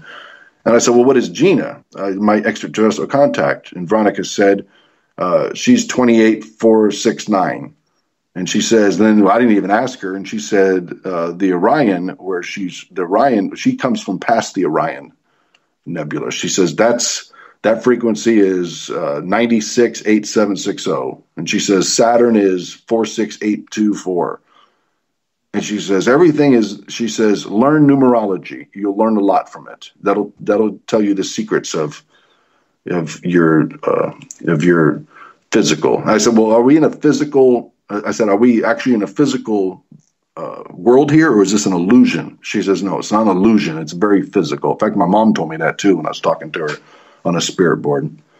And I asked my mom, I said, Mom, tell me the truth. I mean, I'm getting this from Gina. I'm getting this from Veronica. I said, are scientists, like 8 out of 10 scientists, because of quantum string theory and mechanics, a lot of them are saying, we have no choice but to believe that this is like an illusion, like a computer code. And she says, no, the world you live in is very much physical. But everything, what is physical? Everything is energy. One more question from Tanya in Spaced Out Radio's chat room. Have your guides ever said anything about a war on American soil? What do you mean war? Like a civil war coming? Well, let's talk civil war and or an invasion of some sorts. No. If you're talking about ET invasions and all that, and negative and positive, she says most entities, ETs that you interact with are positive. She says they evolved long ago past hate. She says you don't space travel, you don't get to that point in your spiritual and physical evolution without, destroying yourselves. If you're not evolved past hate. So anybody who's interacting with you in this lonely part of this galaxy is positive. It's not, there are exceptions. There are some that are indifferent where, they just don't care about us. They don't care about your feelings. They don't care about your pain. But if you look at what Corey Good says, Cosmic Disclosure, which everybody should be signed up for that. It's only 99 cents to join. You get a new show every Tuesday. There's 40 shows in the archive. And, that guy's been there, done that, and they're talking about, I don't want to really get into the exopolitics of, what's happening where people are coming up missing, like thousands of people every year just vanish without a trace. Supposedly they're being traded off for technology, for everything from sex slaves to foodstuffs to, experiments So that's one of the realities that's going on. Yes. I'm sure there's somebody listening on the other side that's government going, God damn it. Well, it's that out there. It's funny because I've had Butch Witkowski on here a couple of times on this show, and he has a source inside the FBI who states that approximately every year in the United States alone, 1.3 million people go missing.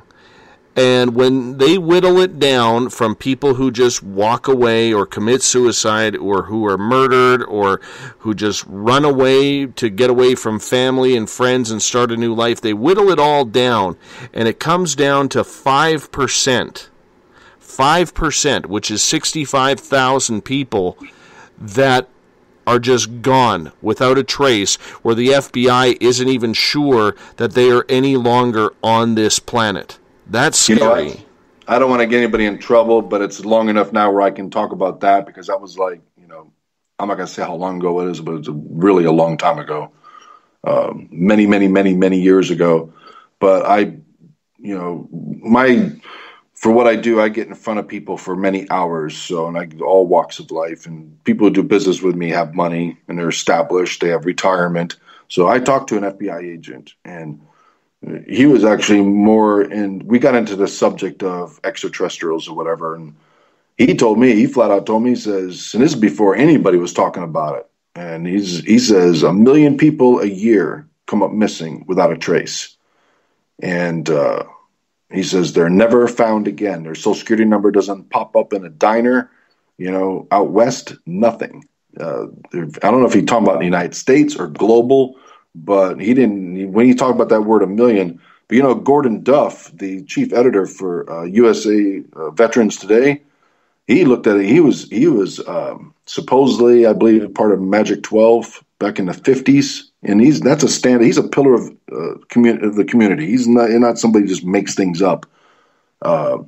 He's very well respected. He says he looked at a document back in the mid 50s where 250,000 people annually were missing, and it's a consistent number that doesn't vary more than 3%. And you listen to Corey Good. Corey Good says, and I've talked to Veronica about it, and what it is people a lot, like you look at Missing 411, that deal there. Even though David never says it's Bigfoot taking him and all that, everybody knows, he runs Can-Am. He's a Bigfoot researcher, but he never comes out and says it purposely because, it's a sensitive subject, because people are, these people are family people, human beings that are missing. And it's, he wants you to draw your own conclusion. But I asked her, I said flat out, and I said, am I in danger in the woods with Bigfoot? I mean, are these people coming up? I don't want to come up missing. I don't want to end up eaten by a family of Sasquatches, or my sons or anybody I know, or check out in the woods. I said, are we actually in danger? She said, Bigfoot is not taking anybody. But, it is, when you look at history, it's well established in history that there's stories out there from Native Americans and, settlers and, go back hundreds of years. But, everything evolves, everything goes higher in density. So leaving that out, I said, currently, people are coming up missing. She goes, no, Bigfoot is not taking anybody. She goes, they just want to be left alone.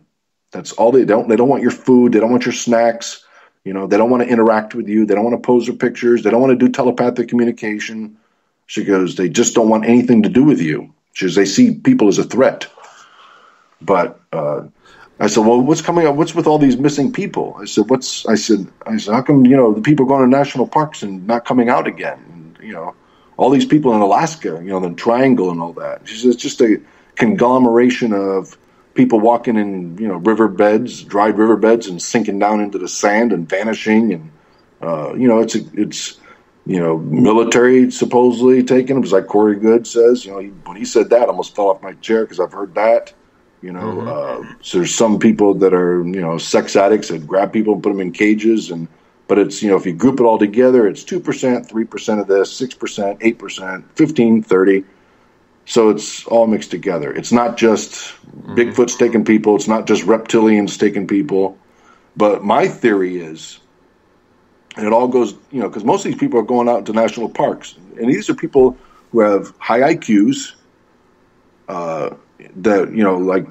these are educated people, 130 IQ or above. And they're, a lot of them are woodsmen. They are bush people. They're used to being hiking, and they're used to, they can find their way out of the woods. And those people are being taken. And my theory is that when you go in, for the percentage of probably, if there's a negative ET race, it actually is capturing people under the noses of the 4 or 5 positive ET races that are light beings, which are, physically in this universe, that there's not much difference between a light being and a physical person, because we're all going to be light beings, within the next 100 years. So, and that's, you're just as cognitive and astute as on that other side. I mean, I talk to Veronica. She comes up with the answers just like that. I mean, she sees everything, knows everything. She's got a sense of humor. I mean, it's, it's everything that we wish we were. The only thing that slows us down is our neuron connections. So when you look at all that, I think that when you walk into the forest, when you go to a lot of areas in America and the world, it's known in the Amazon jungles down there. When you wear you don't wear bright colored clothing when you go into the to the jungle, because you don't come back. So what's happening? I think what it is that you give up. It's all about free will. You know that when you go into the forest, that you have a reasonable expectation. You're entering a self-executing contract where that you know that you have a chance of being eaten by a bear or another predator like a lion, a mountain lion, which we have in America. You can get lost and die of exposure. You can fall into a crevice and not be found. You can get lost and not have anything to drink for 3 days and die. So when you do that, you're fair game to whatever is out there. And maybe, I hate to keep bringing the government into it because I don't want to get a visit by anybody. But, I think everybody's sitting there listening to this by now with there's lots of whistleblowers out there. But, maybe the government is even looking at that too, where, you're giving up your free will. I mean, it's just common sense. If you really sit down and think about it, they're not going to take you from your living room. Though there are people that are, I think in New Jersey, there's middle-class people that are just walking out the front door without their cell phone and wallet, and they're coming up missing. I haven't had a chance to investigate that, but there is a city or a town or a state where there's a huge amount of people just walking out the front door and not coming back. And they have jobs and careers and families and no reason to become up missing. So something's going on. But for sure. Getting on a spirit board and contacting takes a lot of energy. And as I got probably 60 videos on my YouTube channel, but getting people to do it with you is like pulling teeth, even to other investigators, because it's draining. you're tired for 2 or 3 days afterwards. And, so it's not just something, there are people out there, though, like my buddy Ryan, the grandson of Veronica. I mean, he can get on there every day and do it. I mean, his energy goes up when he uses it. In fact, I funneled 68 sessions, all 30 minutes to an hour apiece of probably hundreds of questions. I just ran it through him and let him get the same answers. A lot of the answers I already knew the answers, questions I knew the answers to before I asked them, and then, but there's some of them out there where I threw them out there like, questions about, the universe, like, is there anybody living on that new planet Kepler, 68 something or whatever, the Kepler planet that was named, that was found. And she said there's 11 million people on there, and they're living in the 18th century compared to ours. And I said, does our government know about it? She says, no, nobody in your government knows about it. She goes, you know about it. And she says so they wear human clothing just like we do. They're humans. And I asked her about one of the remote viewing sessions that Farsight Institute did about the one of the moons of Saturn. Titan? No. Ipidus? Yeah, I think that's the way you pronounce it. Close to it, anyways. They remote viewed that there's some kind of ET base there that's showing up in satellite flyby pictures, and you look at it, and it looks like vents on some kind of a building, and so they remote viewed it, and they got 2 remote viewers that they're using, one on each side of the world, and they give them 2 4-digit numbers, and so these guys are tested all the time. What they're seeing is what they think they're looking at. And they said there's 3 entities there, and it used to be they're dead, and it used to be like an old for rich people on an ancient civilization here on Earth. It used to be like a place where you go look at the rings of Saturn, a beautiful view, like a 5-star hotel. That's not exactly what they said, but along those lines, 2,000 years putting ago. it on a human form. Yeah, I asked Veronica. I said, do me a favor, take these numbers down. These are Farsight numbers. Can you she says, I don't care about all that remote viewing stuff. She goes, why would I need to remote view anything? She goes, I can just go wherever I want. I said, well, go to this moon. These are the numbers I got. Tell me what you see there. She says there's 3 living entities there, and that it's a communication tower for the Air Force. And she knows I videotape all my sessions. And after that, she said, don't ask any more questions. She said, hush. Right. She'll protect me or Ryan too. If we're asking questions like 9/11 or JFK, you just don't get answers on that stuff because she knows we videotape, we record our sessions, most of them. So even JFK, I talked to JFK for an hour once, 88 minutes, and he avoided any question because all the people that don't have anything to do with anything are still out there. And you start getting into that and start getting people, using that as a method to gain knowledge, that's, you will get a visit. So I've learned to stay away from those questions, but I got the information from that, which is I know that's more accurate than what, you got to pay $24 to watch that video through Farsight. That's one of the grand sessions they got for available. And I know the real story behind that. And I just happened to be flipping through my archive of photographs, and from 2012, I remember popping one of these photographs from a whistleblower that I'm thinking, man, this guy he's on the inside. A lot of the stuff he says I've heard, this guy is a real whistleblower. And he was like overstepping the line. Mm-hmm. And I remember popping the picture. He said there's a communication tower from the Air Force that was put there back in the 40s. And I asked Veronica, I said, how old is the tower? She goes, how old is that communication tower? She goes, it's 70 years old. Almost to the day. And like a week later, I heard that the Air Force had their anniversary, their 70th year anniversary. Mm-hmm. And just like how many things were created during the Roswell crash? The CIA was created at that moment. So big things. The secret space program has been around for a long time, supposedly. Totally agree.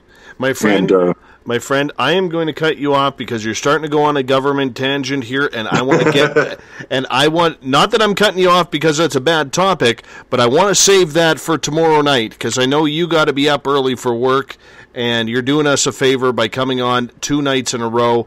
So, Eric, thank you so much. We're going to get into the government side with you tomorrow because your visits from prominent people in government and military really needs to be discussed.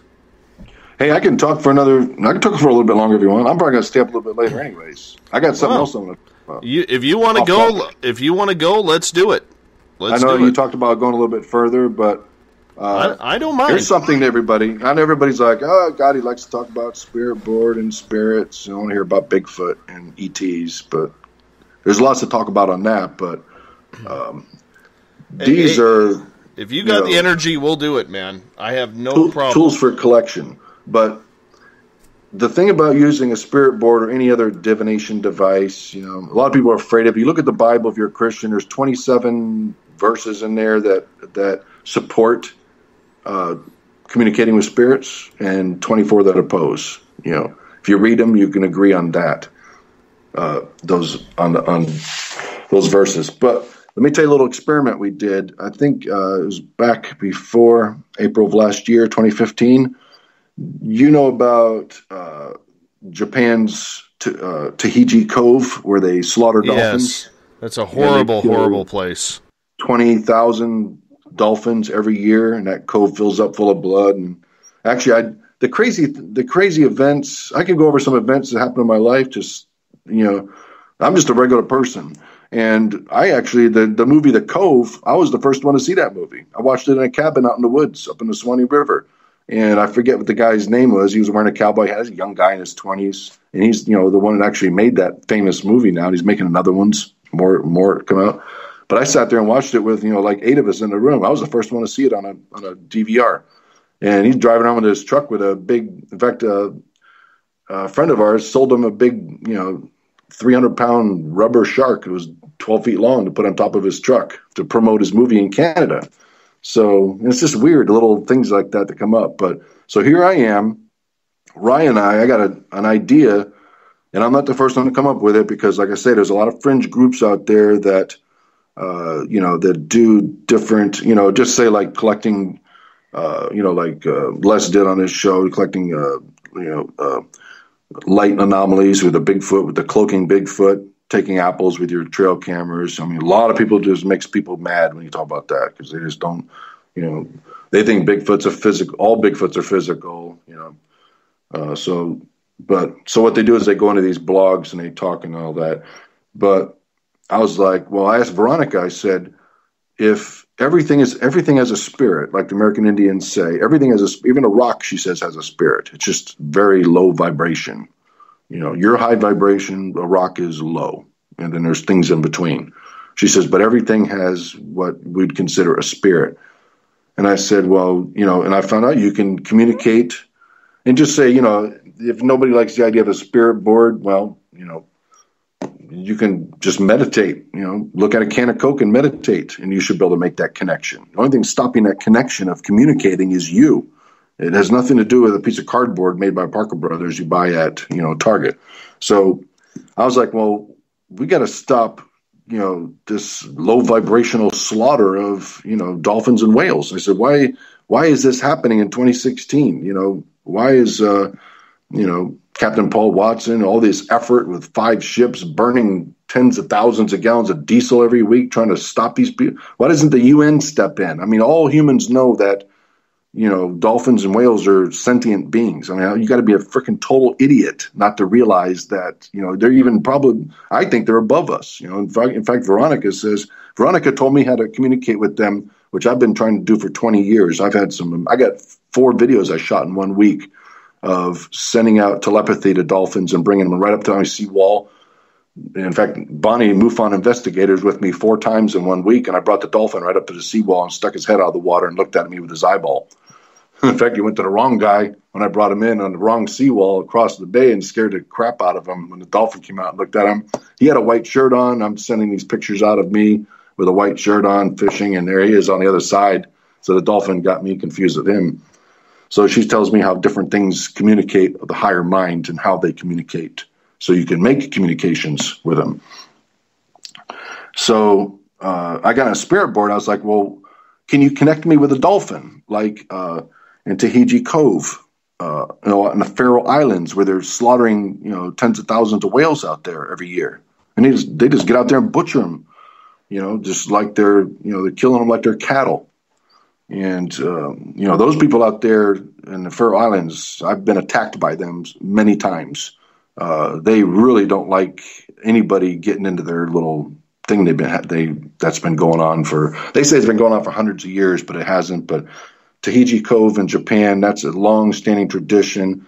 And, but I actually talked to, I think I did 3 or 4 sessions, and Ryan did a couple of them. So you really can't go out there and grab the higher mind of, a dolphin you don't know, because you have to have familiar energy to attract energy to communicate to the other side. So I was like, well, connect me with a dolphin out in Tahiti Cove, and maybe I can warn them. And she's like, well, you're a real nice man for wanting to do that, and I'll do it if you want to, but I can warn you that, the energy is a lot different. It's not like you're talking to your mom or, your grandmother or me or an extraterrestrial, even though they're all different and they're all crazy energy back and forth. I mean, it just leaves you wide awake, thinking about it in bed for months afterwards on some of these contacts. But connecting with a dolphin, she connected me with a dolphin. It's like a switchboard, like an old-fashioned switchboard. So, you can try for 20 sessions trying to make contact with a dolphin. A dolphin's not going to really know what's going to probably happen when you're trying to make contact. But she physically made that connection where now I'm talking on a spirit board at my kitchen table with a dolphin that's in Tahiti Cove on the coast of Japan. Not in the cove, but it was like off the coast in a pod, a female head of pod unit. And the crazy thing is, once you make that connection, the energy was just, I've never been the same since. It just, I could just tell you, I could go on for an hour about all the different things that's going on since I made that connection. But I warned the dolphin, and the dolphin, she says, I'm going to tell you, it doesn't communicate like a human, doesn't communicate like a sentient dog or cat that's been around humans. You can talk to a live cat or a dead cat, your dead dog, your live dog, your missing dog, because you're not talking to us, you're talking to the higher mind. A lot of people don't realize that. A lot of people think, oh, it's a Ouija spirit. No, you're talking to other. Everybody's a separate entity. We're all moving up in density at our own rate. All the signs are for ourselves only. It's a spiritual path that we're all taking to get back to source. So I'm connected with the dolphin, and actually I got I think that a few of those are on my YouTube channel. And some people might think they're kind of boring, but if you really look at it, it's freaking amazing. The dolphins, a lot of people say, well, how does a dolphin know English? How does a Bigfoot know English if you're talking on a spirit board? Well, they don't. Like I've talked to Native American Indians who have been dead for 2,000 years. The English it's what it is. I asked Veronica, I said, well, where's this coming from? She says, your higher minds are decoding the frequency on either side. So in other words, my language is coming across in the way she can understand it on her side. And she's making a connection, the dolphin's making a connection with me, and her words are frequency. Everything is energy and frequency, and my higher mind is decoding it, and it's coming through my muscles and my hands and my energy. Depends on who's coming through. If it's a family member, they have higher mind permission to work through you. That's why it looks different on different sessions. Some people say, oh, you're moving it. And some people say it's moving out from underneath your hands. Well, both of those are true. And so I'm connecting with the dolphin, and dolphin's asking me questions like, I told the dolphin, I said, come tomorrow, I think it was tomorrow or next week or something. I said, you're going to have some boats out there with some evil men. They're going to try and kill you. They're going to slaughter you. They're going to try and slaughter all of you. And she's like, why are you trying to slaughter me? I said, no, it's not me. I said, it's fishermen in Japan. They kill you every year. You probably don't know about it very much because, by the time you know about it, you're already in that cove and you're dead. I said, I can tell you, I'm sending her mental images, which you can do once you're on a spirit board. You've done it long enough, you can make telepathic connections. And I've got my iPad open with the aerial map of Japan in the Cove, and I'm sending her the images. I said, do you see where that's looking at, what I'm looking down at? So I said, do you know where that's at? She says, yes. And one of the sessions, she told me where she was off at. We're off the coast, 50 miles off. And I was like, you need to get the hell out of there. You need to move out to open water. You just need to either move to another country. I said, I can tell you another country to go to that's safe. Start heading away now. And she says, oh, okay. So she realized it wasn't me that was trying to, she says, well, why don't you ban it? And I watched the session after that, and it's really not what she said. She meant something else. And I've been all this time for months, I've been thinking it was, she actually knew. I don't know if she pulled it from my mind or they're psychic, or she knew about that, things can be banned. But she was talking about, I'll ban together. I said, okay, well, you're going to, I want you to warn, however you can do it, I want you to warn all the other dolphins to head out with you, because they're going to slaughter all of you. And you're going to hear sticks banging against the side of the boat. When you hear that noise, they're trying to scare you into that cove and they're going to kill you. So I got her to say, okay. She said, thank you. They always say thank you. Whales and dolphins, very polite. At the end, they always say thank you. It's only spirits do. So I was like, okay, you understand you're moving out? She says, yes, I'm moving out. I said, when? She goes, tonight. I said, okay, great. I said, let me talk to Veronica again. Switchboard back and forth. Veronica's back on. I said, was that a dolphin I was talking to? She goes, yes. And her name is Anna. It's the equivalent to Anna on the dolphin side, frequency to frequency. And I said, did I make a difference? She goes, who knows? I said, well, she understood what I'm saying, right? She goes, yeah. And next sessions after that, when I got into talking to whales over in the Faroe Islands, warning them, that's a really different energy. I think the dolphins are a lot higher in the mentality than a whale is. But that was interesting altogether in itself. But I believe it's Tahiti Cove. I just Googled it. They had their worst season in ever recorded history, going back hundreds of years. They were 20,000 dolphins under quota for the first couple months. Perfect. And then it went back up again. So I asked Veronica, I said, did I make a difference? And she says, I don't know. She goes, do you think you made a difference? I said, I don't know. Did I guess. I got, at least with that pot I did. She goes, well, you made a difference. She goes, you're a nice man for trying to do this. But she said, I said, well, why can't you get all the spirits together and talk to the dolphins? Why am I doing it? I said, why can't you influence these fishermen? She goes, everybody's on their own spiritual path.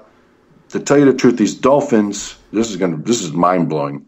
These dolphins, just like you and all of us, we have plans on incarnation before we come here. They volunteered for this, even though they don't want to do it now. They don't remember who they are, but their job is to elevate the consciousness of the Japanese fishermen and the Faroe Island fishermen. She says they know what is in store for them. It's called an energy system. And she goes, that energy system is in place in that spot of the world. That's why your energy feels different. You can walk into France, you can close your eyes, when you get off that plane, you're in a different country. She goes, there's energy systems in place everywhere. You have an energy system going on in your life, your house, your family. It's an energy system. She goes, everything is energy systems. And, you're a nice man for trying to get involved and spending the time to do that. That's great. But, there's a reason why everything is happening like that.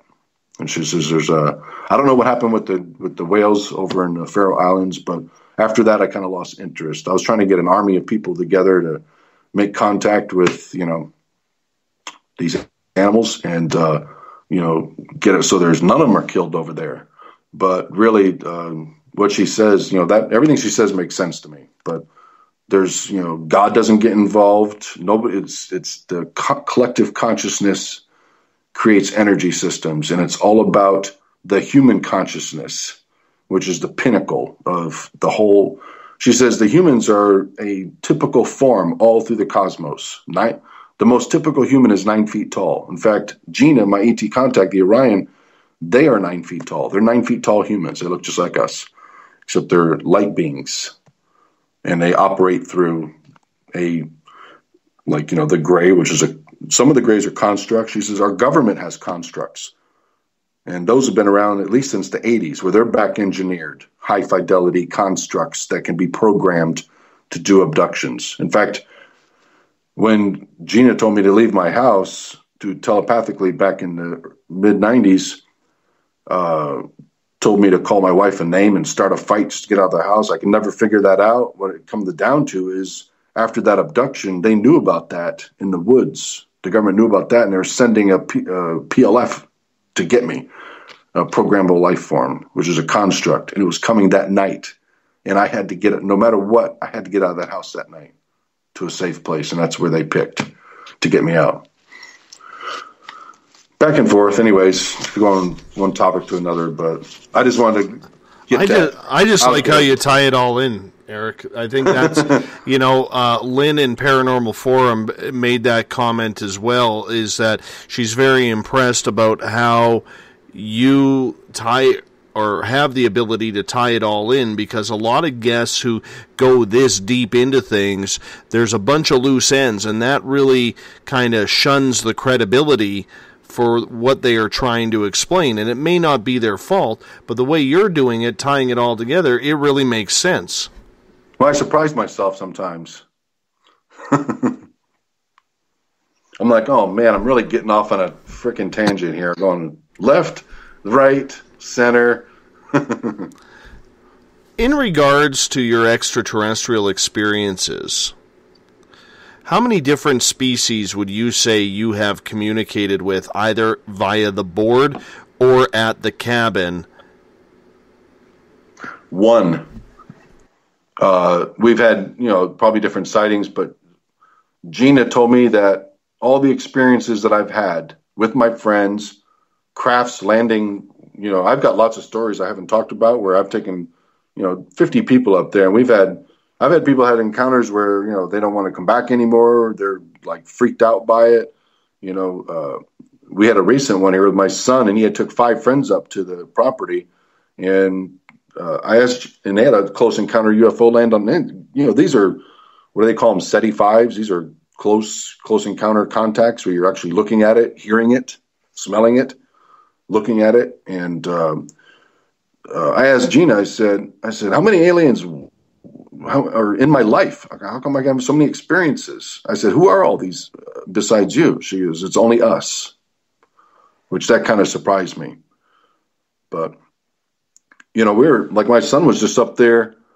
It was probably 9 months ago, maybe. I'm a real bad judge of time, but I'm sure he's got it written down. But he was up there with his friends. I wasn't up there. He just went up there, and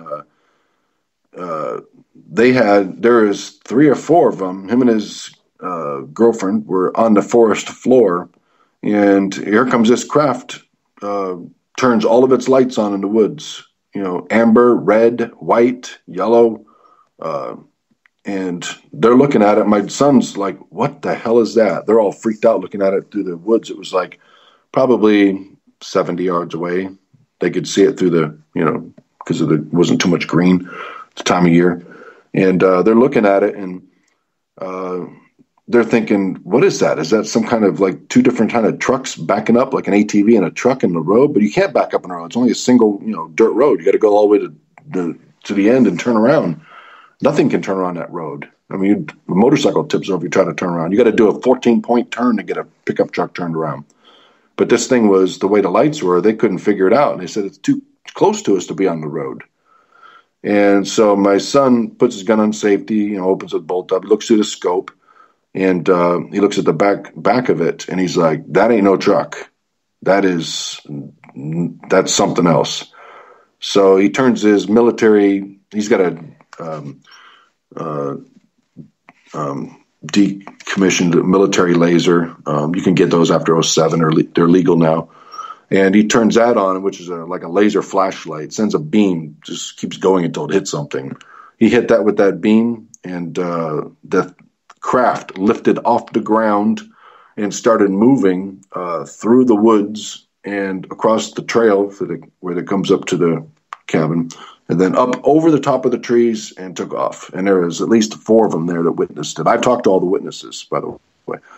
And, I got another buddy that seems like he's the biggest skeptic yet. I mean, him and I have had so many close encounters and experiences where, he's freaked out and he's like, holy shit, that's a UFO, an alien craft. I mean, up close and personal, and it's strange. The next day, oh, that was the moon.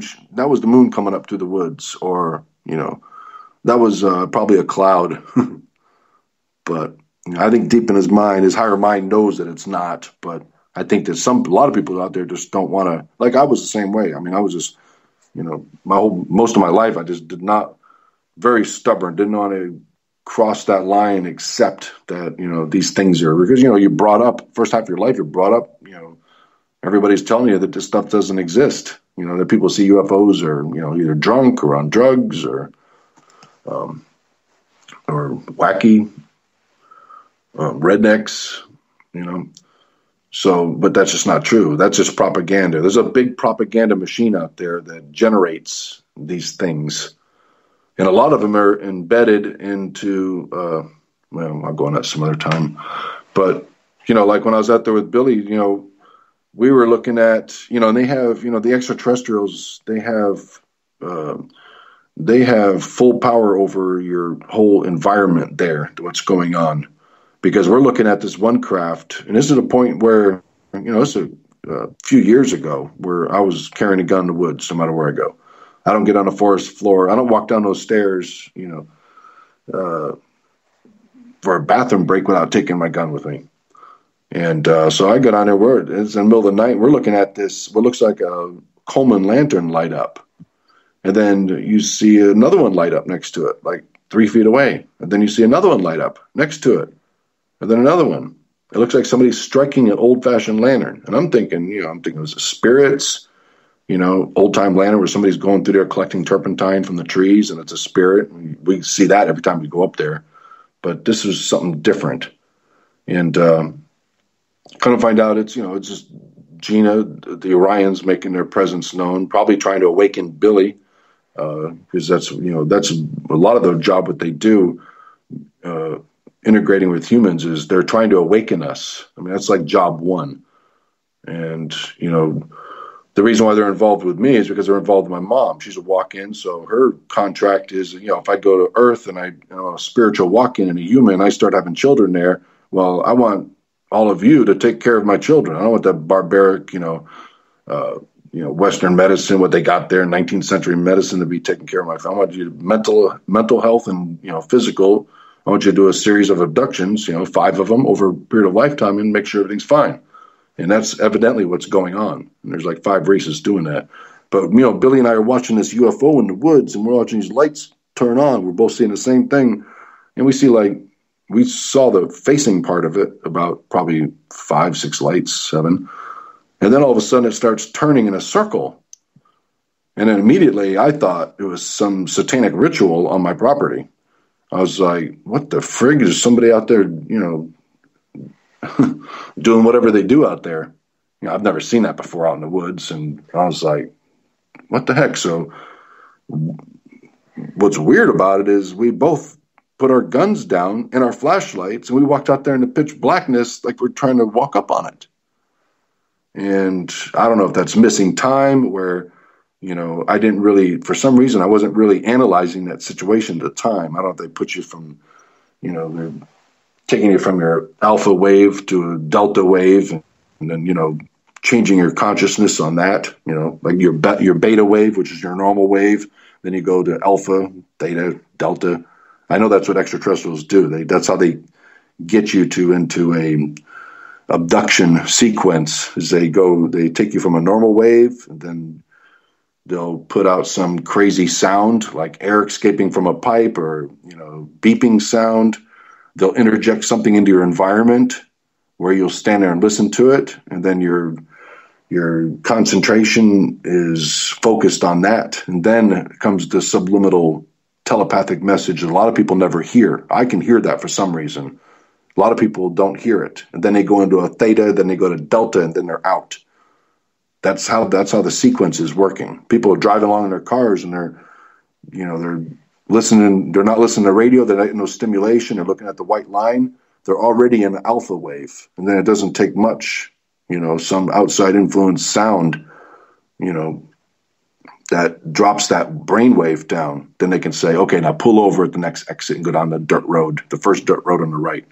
And then by the time they get there and put that car in park, they're completely out. They don't remember anything. So they're open to subjective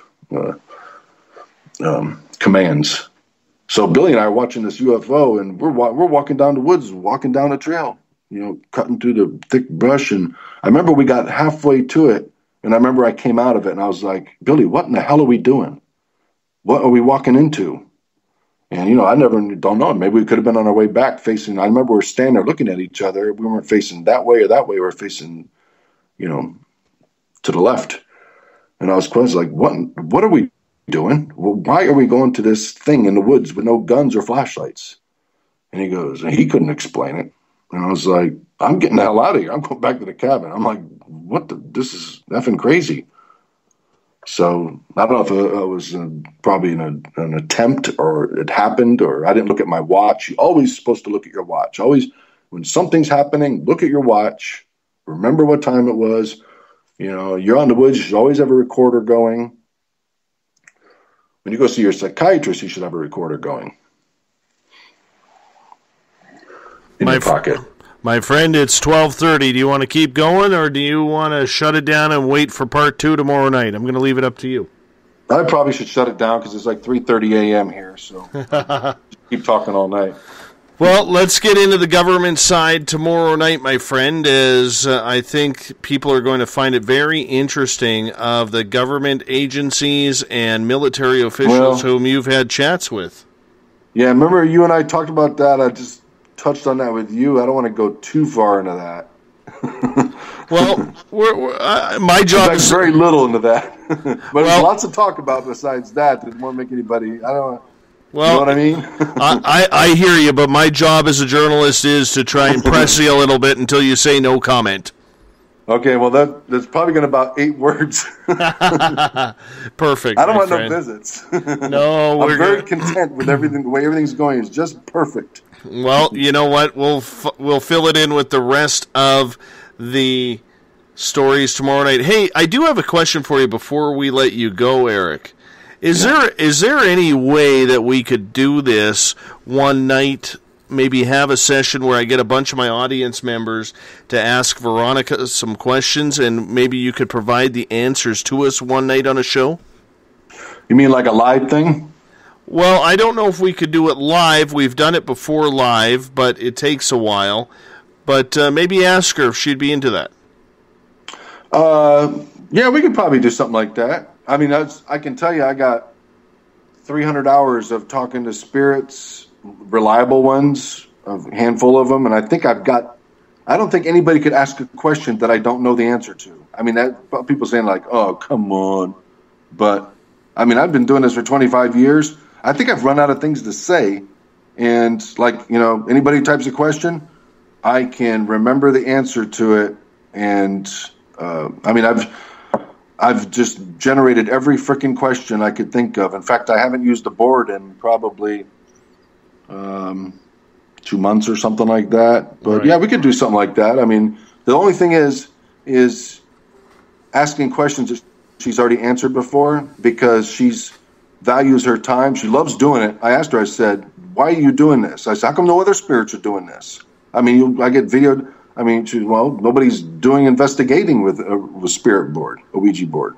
Nobody's like, I mean, there are people out there, a few of them now doing on YouTube. I mean, there's a young guy on there that I'm following, but they're just, it's strange. But here's the thing, on that other channel, there's, all these, like 140 sessions, or 68 of them are questions generated for me that people are not, they say, oh, this is a great channel. We love watching the spirit board. And the sessions, but we covered the material like 5 sessions ago. I mean, I think that stuff is so damn interesting. I've watched them all like 8 times, and they're my questions. And I'm like, and every time I watch it, I get something new from it, even though I've written down all the answers.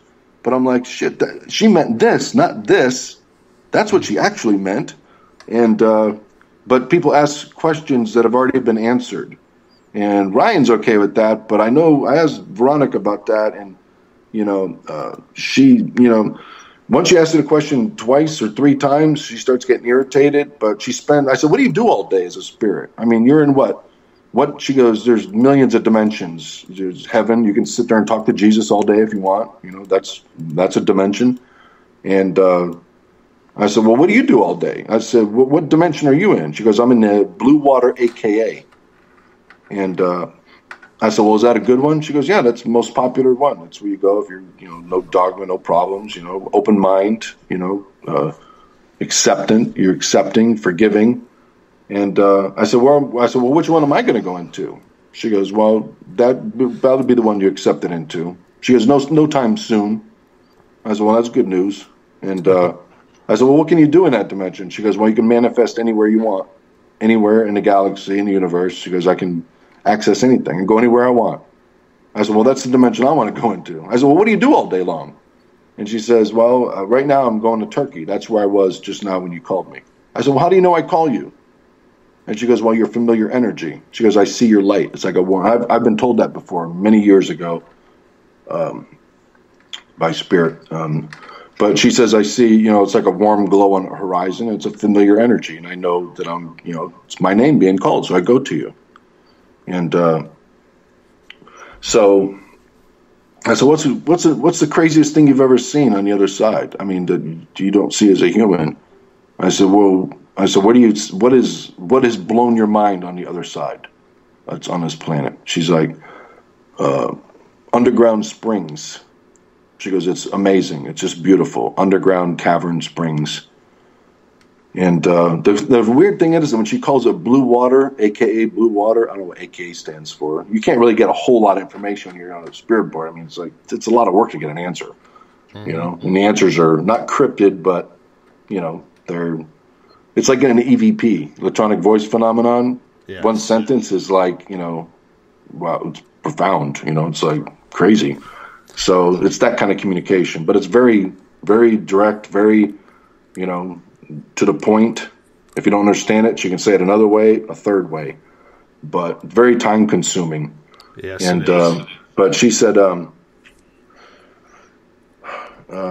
well, anyways, the energy is, that's how everything works. It's all energy and vibration. And, because I asked her, I said, well, how come I can sit there at the kitchen table and a lot of times when you see those videos on my YouTube channel, those just represent, contact.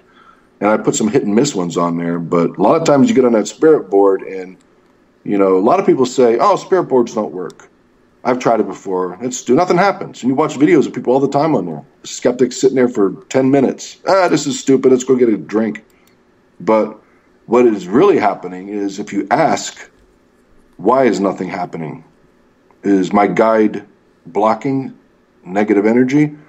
Because everybody has spirit guides. You have 1 to 3 spirit guides. In fact, Veronica told me, I said, who's my spirit guide today? Because I always thought, the spirit guides, you have them in your lifetime, 1 or 2, whatever. And, but she says you have countless millions of spirit guides in your lifetime. She goes, your energy that you're putting out there, your vibrations, whatever you're resonating, like if you're going through a divorce, you're going to get ancestry people in your background that have gone through what you've gone through, and they're going to comfort you. That's what they do. They comfort you. That's what a spirit guide does. They comfort you through hard times, trying times, stressful times, keep you focused. They can protect you, influence others, beg, barter, and trade to get what you deserve on the other, like a job on the other side. Talk to other spirit guides of other people competing. That's why, that's karma. That's, well, not really karma, but they have control over that. And so. My friend, why don't we call it the night right there, and you can save your energy tomorrow because I know you got a long day tomorrow ahead of you. We made it to 3:30. We did it, bud. We did it. Yes. Great show, Dave. You're the new Art Bell. I hope so. Spread the love. All right, my friend. We'll talk to you tomorrow. See you, everybody. Have taken over. We the people are little brother, standing by to dethrone each other, watching you and watching me. Paranoid, the lens is our weapon, desensitized in our lust for attention. Well, we went overtime again on Spaced Out Radio. Why not? I'm awake. You're awake. Let's just keep it going. A little bit of Bumblefoot to close us out. The guitar god himself. You can find all his music at spaceoutradio.com or bumblefoot.com. Love this song. Tomorrow night, Eric Mothman will join us for part number 2, and I know he doesn't want to give out any information in regards to the government, but I'm going to nail him on it tomorrow. It's kind of my job, sitting in the hot seat. I need to know what's going on. Government officials, what are they saying? Very interesting talk tonight on Spaced Out Radio. Hey, if you want to follow us on Twitter, you can do so at Spaced Out Radio. Give our Facebook page a like, Spaced Out Radio Show. And you can also follow us on Instagram, Dave Scott, SOR. Our YouTube channel is Spaced Out Radio Show. That's where our archives go. Guess what? They're always free. You don't have to pay for them. SpaceOutRadio.com is our website. Pretty soon, like next week, probably have some t-shirts up there for you to view, purchase, baseball caps too. I know Bill was wondering, what kind of ball caps am I going to get? I got good ones. I'm in love with them. Saw them today.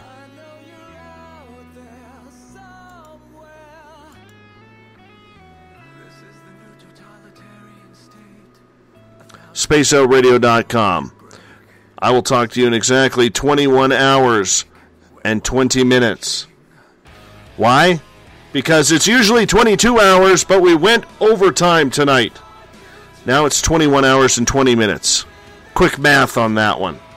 Thank you so much for tuning in tonight. Eric Mothman be with us again for part 2 of his 2-night show tomorrow night. We're going to close out the week with our Keith Andrews on Friday night before I step out into the wilderness, give the hot seat in the cabin to Uncle Jimbo James Tyson for Spaced Out Weekend Saturday and Sunday. Much love to you all. Good night.